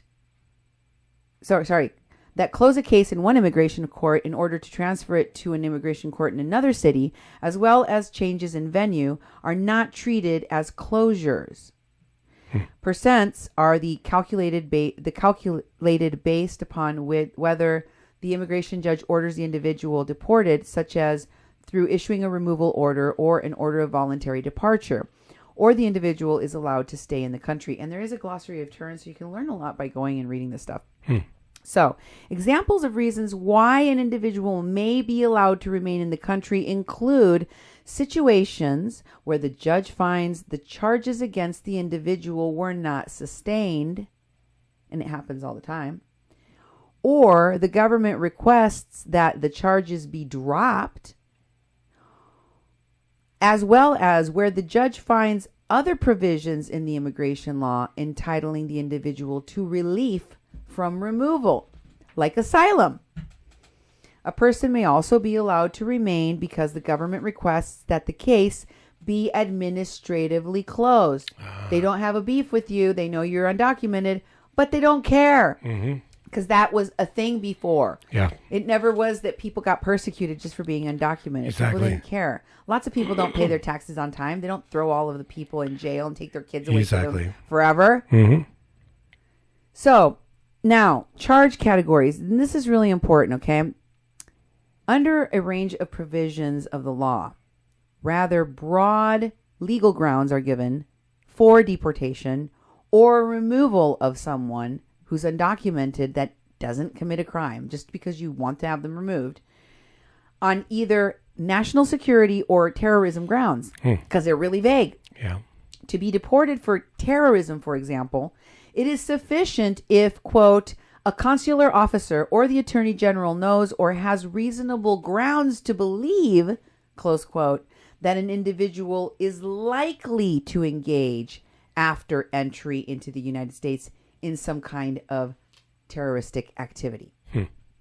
is likely. Upon their belief that you might. Wow. That's enough for you to be deported. That's like that Minority Report where they predict the future crime. Predictive policing. They're actually doing that, and that's you may likely do this, therefore we're going to deport you. And it's also pretty vague. It's like, what's that based on? So when you're reading this chart and it says that some of these people are being deported under that terrorism section, under that wedge of the pie, it could be because of that. That's what they're explaining. Okay, so in addition to that, a non-citizen is deportable if they have committed criminal acts listed in the immigration laws. Okay. But conviction of those laws is not always necessary. Wow. So accused without a conviction, charged without a conviction. Well, if you admit in some way to have committed a crime for which you were never convicted, but how would you know that if you weren't convicted or charged for that crime? Do you see the mind games they're playing here? Yeah, definitely. Under certain sections of immigration law, for example, it is only required that an officer, quote, know or have reason to believe that an individual has engaged in an illegal criminal activity. Know or have reason to believe. Wow. So if they label you as a gang member or a possible MS-13, then they would have reason to believe that you're going to commit a crime, and therefore they can automatically say that you're deportable because you're likely going to become a criminal. Yep. That is the basis for what a lot of this is going on right now. Wow. Non-citizens are also deportable if they have violated immigration rules. For example, if you entered in the country illegally, entered legally but overstayed your visa, or violated other procedural requirements. Yeah. Finally, although relatively rarely invoked, there's a number of so-called miscellaneous provisional laws. Really? Yep. These include the failure to meet labor certification requirements, having, quote, communicable disease of public health significance, and being, quote, likely to become a public charge. Or being, quote, a practicing polygamist. Trump? Oh, wait, no. He divorces them. It says that in there? Yeah. Mitt. Exactly. So what about Utah? These are crimes of moral turpitude. But the president is a pussy-grabbing rapist. That's not moral turpitude. Making fun of the disabled, being a fascist that put children in cages. None of that is moral turpitude. Sleeping with a porn star while your wife just had your baby. All of that's fine. But if a white person in ICE or Jeff Sessions says they're likely to be gang members or likely to be MS-13 or likely to be having some kind of moral turpitude, boom, you're gone. Wow. Right. While these are included in the totals that you see in these statistics, they're not separately shown. Based on the records from immigration courts, TRAC classifies each of these removal proceedings, starting with those in fiscal year 1982 and continuing to the present, on the basis of the particular charges the government brought, not on what charges they were found to have. Wow, I'm guilty of. No, they don't find facts. They don't find you guilty. They just bring charges and deport you. They don't have to find you guilty. This isn't. Innocent until proven guilty, that's for sure. No, it's not a criminal proceeding. Remember, I told you that's why it's. So you get fined. Just pay your fine. So see, I take the time to try to educate Nazis, but are y'all really gonna take the time to study this stuff? I bet you the trolls won't. The people that care really will, and those people are already smart enough not to say the things that Karen said. Exactly. Or to try to sue us over it. So thank you so much for all of your support, for your time. Thank you for sticking through all of this. Yep. We're living in scary times, so we really do from the bottom of our hearts here at KPPP-LP 88.1 FM, Fargo Moorhead, where we are adding local color to your airwaves. Appreciate every listener, every viewer out there. Mwah. Thanks for being with us. And don't try to be an American idiot. That's right. Like Karen. Night.